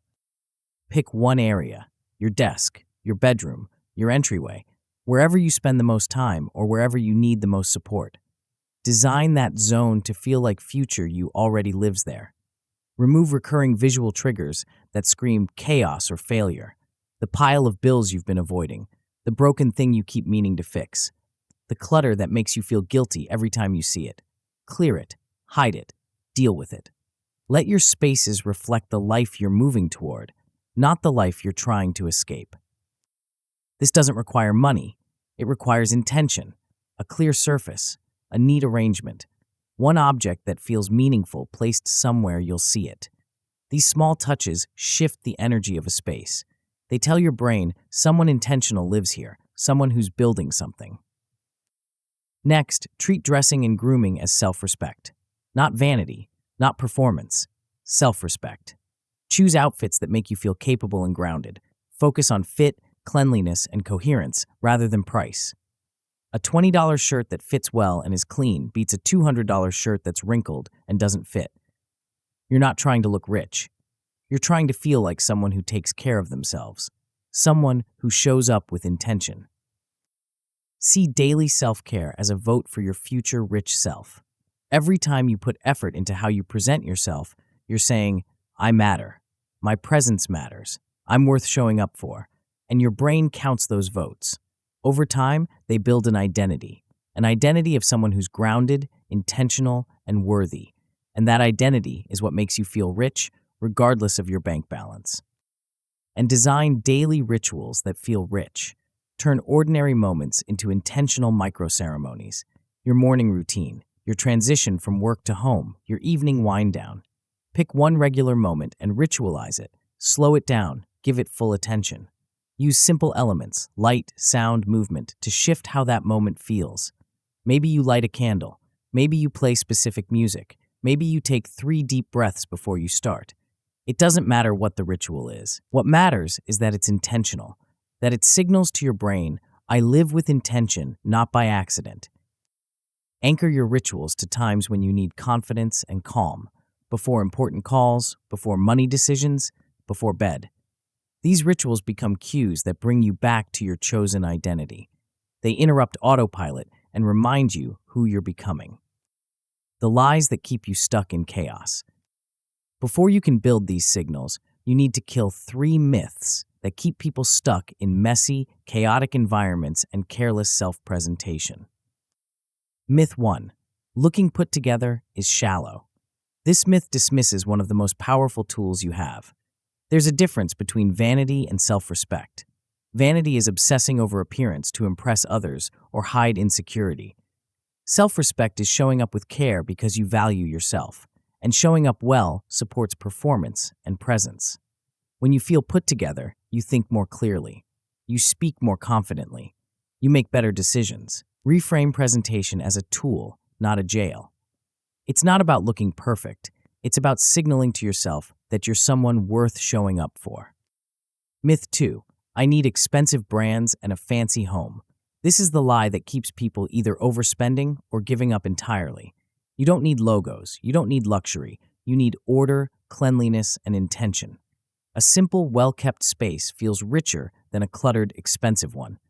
A clean, well-fitting outfit from a thrift store feels better than a designer piece that's wrinkled and doesn't fit.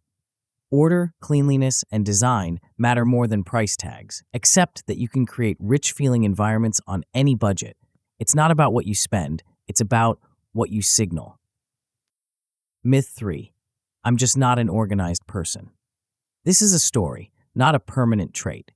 You're not genetically disorganized. You just haven't built the habits yet, and you can. Start with tiny focused changes instead of full makeovers. One drawer, one surface, one corner. See organization as a learned skill that supports your wealthy identity. Every time you create order in a small space, you're training yourself to be someone who's intentional and in control. And that training sticks, making signals automatic. Here's how you turn this into a system instead of a one-time effort. Choose a signature standard. Decide one area you'll always keep a little elevated. Maybe it's your shoes. You always keep them clean and in good condition. Maybe it's your work bag. You always keep it organized and intentional. Maybe it's your desk. You always clear it at the end of the day. Define what elevated means in practical, low-cost terms. Not perfect, just intentional, and commit to never dropping below that standard, even on bad days. This one area becomes an anchor, a constant reminder of who you're becoming. Next, do a 30-minute wealth reset of your main space. Set a timer. Clear visible clutter from one key area. Remove or hide items that trigger guilt or stress. Add one small touch that feels like future you, a neat arrangement, an intentional object, a clear surface. This isn't about perfection. It's about creating one zone that feels calm and yours. And once you have that zone, protect it. Keep it clear. Let it be the place your brain goes to feel grounded. And design one daily luxury ritual. Pick a regular moment, morning, transition, evening, and ritualize it. Slow it down. Give it full attention, even for just a few minutes. Treat it as your daily reminder. I live with intention, not by accident. This ritual becomes a signal that anchors your day, a moment where you step out of autopilot and into your chosen identity. You can also use a 5-minute daily reset. Set a short timer and tidy one surface or small area each day. Focus on consistency over thoroughness. You're not trying to deep clean, you're trying to maintain order. Let this ritual signal, my environment reflects my future, not my past. Over time, this small habit keeps chaos from accumulating. And think simple, clean, intentional. Ask yourself, can I make this look simpler instead of can I make this look fancy? Remove visual noise instead of adding decorations first. Allow white space and emptiness as part of a rich feeling space. Clutter-free feels richer than cluttered expensive. Always. You can also use quick sensory upgrades. Experiment with lighting that feels calm and focused. Use sound, music, quiet to match the energy you want. Use scent or fresh air to make the space feel renewed. These small sensory shifts change how a space feels without costing much, and they signal to your brain that this is a place where someone intentional lives. What shifts when your signals align? If you do this work, here's what changes. At first, your space will look a bit less chaotic day to day. You'll feel a small boost of pride when you see your environment. You'll notice a subtle shift in how you carry yourself. That's progress. That's the foundation. Keep going, and you'll consistently show up in clothes and spaces that support you. You'll feel more focused working or relaxing in your main environment. Others will start to comment on your grounded, composed energy. Not because you're performing, because your signals are aligned. Your environment, your appearance, and your rituals are all whispering the same message. I'm intentional. I'm in control. I'm building something. And if you stay with it long enough, you'll reach a place where your surroundings and self-presentation feel aligned with your future self. Your environment will nudge you toward better choices effortlessly. You'll experience your daily world as a training ground for your future wealth. You'll feel rich in the ways that matter, grounded, intentional, worthy, regardless of what's in your account. When signals get messy, you'll try to overhaul everything at once. You'll feel a surge of motivation and decide to reorganize your entire life in a weekend. Notice overwhelm and frustration when this happens. Narrow your focus to one room, corner, or category at a time. Celebrate small, finished changes instead of chasing perfection. Sustainable transformation is slow, and that's okay.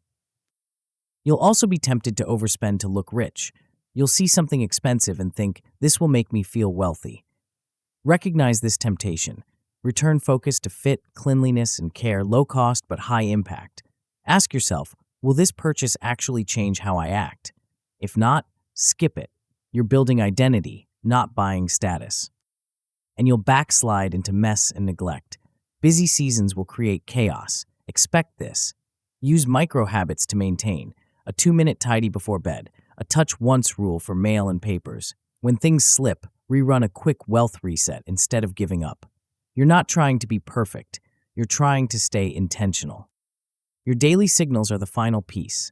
Identity, lens, story, safety, future self, generosity, and now the environment and rituals that reinforce all of it. When these pieces align, something shifts. You stop performing wealth and start living it. You stop waiting for permission and start claiming it. And that shift from waiting to living is what the final chapter is all about. Chapter 9, Live Rich. You've reached the end of this book, but you're standing at the beginning of something else. A different way of living, a different relationship with money, with yourself, with what it means to feel rich. Everything you've read up to this point has been preparation, theory, framework, tools. Now comes the part that matters, living it. This chapter isn't a summary you skim and forget. It's a bridge between who you were when you started reading and who you're becoming, between the old story that kept you stuck and the new one that sets you free, between waiting for wealth and embodying it. You're going to see how all the pieces connect, how they reinforce each other, and how they turn feeling rich from a temporary high into a permanent state. And then you're going to make a decision. Not tomorrow. Not when things get easier. Now. The system you've built. Let's pull it all together. You started with inner wealth, the recognition that you've been postponing your right to feel safe, proud, and worthy until some external milestone appears.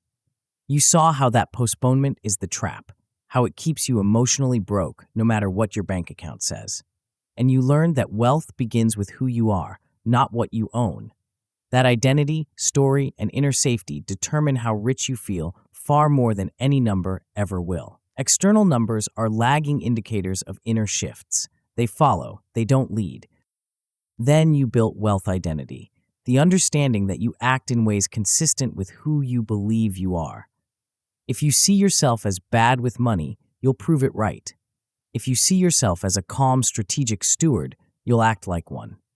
You created a wealth identity statement. You picked behaviors that match that identity.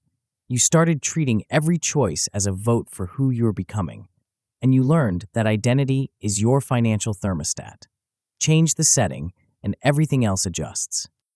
Next came abundance lens, the realization that your brain is a search engine, and it finds what you ask it to look for. You've been asking it to find threats, gaps, and proof that you're behind, and it's been delivering. Endlessly. You learned to retrain that lens, to ask better questions, to scan for support, resources, and opportunities instead of just danger. You practiced reverse evidence gathering, abundance questions, and opportunity scanning, and you started to feel less like life is happening to you and more like you're participating in it. Then you rewrote your money story, the quiet script running in your head about what money means and what your past proves. You separated facts from interpretations. You diagnosed victim language and replaced it with choice language. You drafted a new story where you're the protagonist, not the victim. And you learned that words shape emotion. Emotion shapes behavior, and behavior shapes results. Change the story, and you change everything downstream. You built inner safety, the sense that even if money fluctuates, you are fundamentally okay and capable. You anchored your security to skills, adaptability, and patterns of behavior instead of to numbers or job titles. You created a personal safety checklist. You practiced the 60-second pause before big decisions. You built a minimum safety routine, and you learned that calm focus enables your best thinking, while panic makes you dumb. Inner safety is the foundation of every strong financial move. Then you embodied your future self. The version of you who's already calm, secure, and intentional with money. You wrote a future day script. You chose 3 future self behaviors you could do now. You started asking, what would future me thank me for, before making choices? And you learned that you become who you practice being. That embodiment turns theory into reality. That rich habits come before rich outcomes. You practiced generous proof, using generosity to train your brain that you have enough to share. You chose a generosity lane. You set boundaries. You reflected on each act of giving as proof that you're resourceful, not broke. And you learned that generosity fights scarcity hoarding, builds social capital, and shifts your identity from taker to contributor. And finally, you installed daily signals, the small, visible ways you treat yourself, speak, and shape your environment that constantly whisper, you are a mindset millionaire. You chose a signature standard. You did a wealth reset of your main space. You designed a daily luxury ritual, and you learned that your brain takes cues from your surroundings and behavior to decide how to feel. When those cues say intentional, orderly, worthy, you feel rich. When they say chaotic, behind, broken, you feel broke. These aren't separate tactics, they're a system. Identity tells you who you are. Lens shows you what to notice. Story explains what it means. Safety keeps you calm enough to think. Future self guides your choices. Generosity proves you have surplus. And daily signals reinforce all of it, every single day.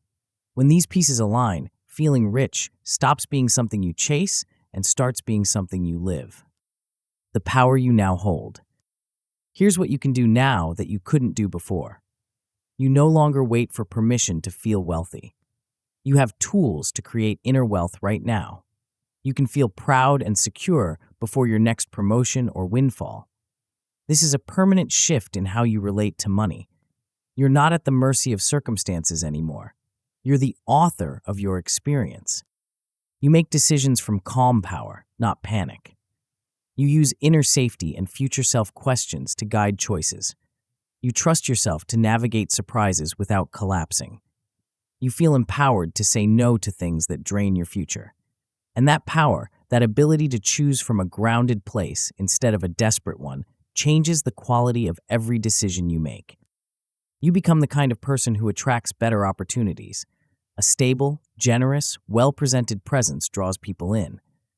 Others naturally trust those who seem grounded and intentional. And that trust often becomes money, collaboration, and support. Not because you're manipulating anyone, because you're showing up as someone worth investing in. Your relationships improve. You use inner safety to discuss money without panic or blame. You share your new money story with partners or close friends. You replace accusatory language with we, framing, and problem solving. You show up as a stable, generous partner. You bring generosity of attention, patience, and support to your relationships. You model healthy boundaries around giving and receiving. You become the person others feel safe planning a future with. And you invite others into conversations about what a rich life means beyond money. You align shared rituals, environments, and goals with that vision. You build a sense of team around growth instead of around stress. You make clean, confident money decisions. You weigh choices without spiraling into shame or doom. You say yes to growth opportunities without paralyzing fear. You avoid impulsive, regret-filled decisions driven by panic. You step into rooms you used to avoid. You apply for roles, projects, or collaborations you once felt not rich enough for. You network and connect without feeling inferior or like an imposter. You own your value in conversations with employers, clients, and peers. And you design a life that feels rich every day. You shape your routines, spaces, and rituals to support your rich identity. You build small pleasures and luxuries of attention into your week. You experience more days where you think, I like the life I'm living, regardless of income level. This is the ultimate outcome, not a number in your account, a life you genuinely enjoy living. The compounding effect. Here's what happens when you keep practicing these concepts. Identity and environment begin doing the heavy lifting. Repeated choices become automatic patterns. Your spaces, routines, and self-presentation nudge you in the right direction without conscious effort.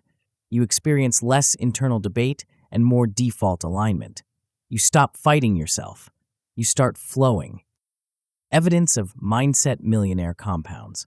Small wins stack up faster over months and years. Your belief in yourself grows with each piece of evidence. You reach a point where acting like a mindset millionaire feels natural, not forced. It's just who you are. And when that happens, external reality gradually bends toward inner reality. New opportunities appear as a result of your new way of being. You experience money problems as solvable puzzles, not existential threats. You watch your external wealth slowly align with your internal wealth. This isn't magic, it's alignment. When who you say you are, what you notice, how you speak, and how you act all point in the same direction, your life moves in that direction. Consistently, powerfully, inevitably. The external world responds to the internal stance, not overnight, but over time. And the longer you hold the stance, the more the world adjusts. Your first move. So what do you do now? You choose one core practice to start today. Pick between identity work, abundance lens work, or future self embodiment. Whichever one resonates most, whichever one feels most urgent. Keep the first step small enough that you cannot reasonably skip it. Maybe it's writing your wealth identity statement. Maybe it's asking one abundance question at the end of today. Maybe it's pausing before one decision and asking, what would future me thank me for? Commit to practicing it for at least 7 days straight. 7 days to prove to yourself that you can do this, that you can change. Set a simple commitment statement. Write one sentence that says what you'll do and for how long. I will ask one abundance question every evening for 7 days. I will pause and consult future me before spending decisions for 7 days. I will read my wealth identity statement every morning for 7 days. Put it somewhere you'll see daily: phone, desk, mirror. Tell one trusted person about your commitment if that helps. Make it real. Make it concrete. And decide to treat this as the new normal. Stop seeing mindset work as a phase. Stop seeing it as something you do until things get better. This is how you now live. Expect resistance. Expect boredom. Expect the voice that says, this isn't working, or this is stupid, or nothing's changing, and keep going anyway. Because that voice is the old identity fighting to stay alive, and you're not listening to it anymore. Understand that this decision, the decision to keep going even when it's hard, even when it's boring, even when you don't see immediate results, is the real turning point. This is where most people quit, and this is where you don't.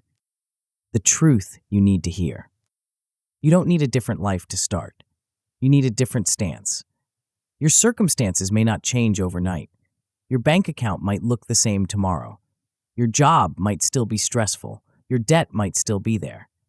But your stance toward those circumstances can change today. And that stance is everything. Feel the power in choosing your identity before it's proven. You don't need to wait until you're rich to act like a wealthy-minded person. You don't need to wait until you're secure to feel safe. You don't need to wait until everything is perfect to start living with intention. You choose now, and the proof follows, not the other way around. Your future self is watching, right now. The calmer, richer, wiser version of you is looking back at this moment, and they're hoping you make the right choice. Imagine their gratitude that you chose growth instead of stagnation. Imagine them thanking you for the decision you're about to make. Let their pride fuel your first step. Because they exist. They're real. They're just waiting for you to start acting like them. Act now, not later. Not when things calm down. Not when you have more time or more money or more clarity. Now, refuse to let this book become just another interesting idea you forget by next week. Take a concrete action within the next hour, however small. Write your wealth identity statement.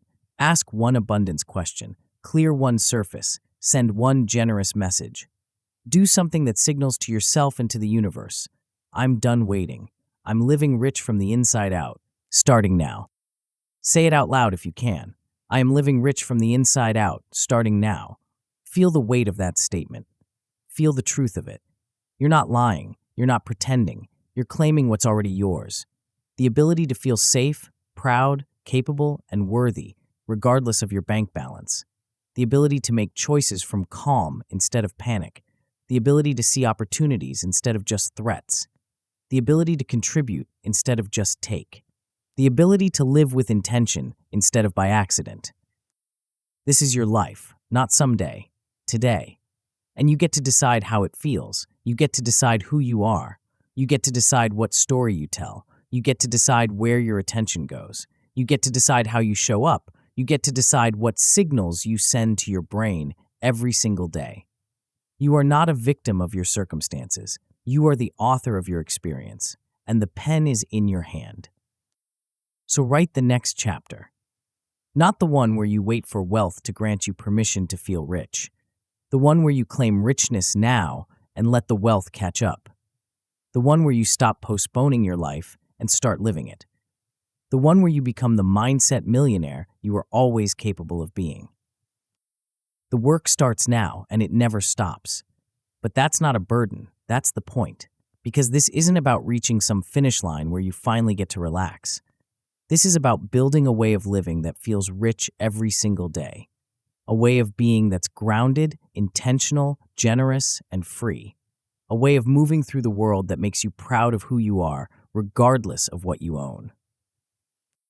You have everything you need. You always did. You just needed to see it, to claim it, to practice it, and now you do. So go, live rich from the inside out, starting now.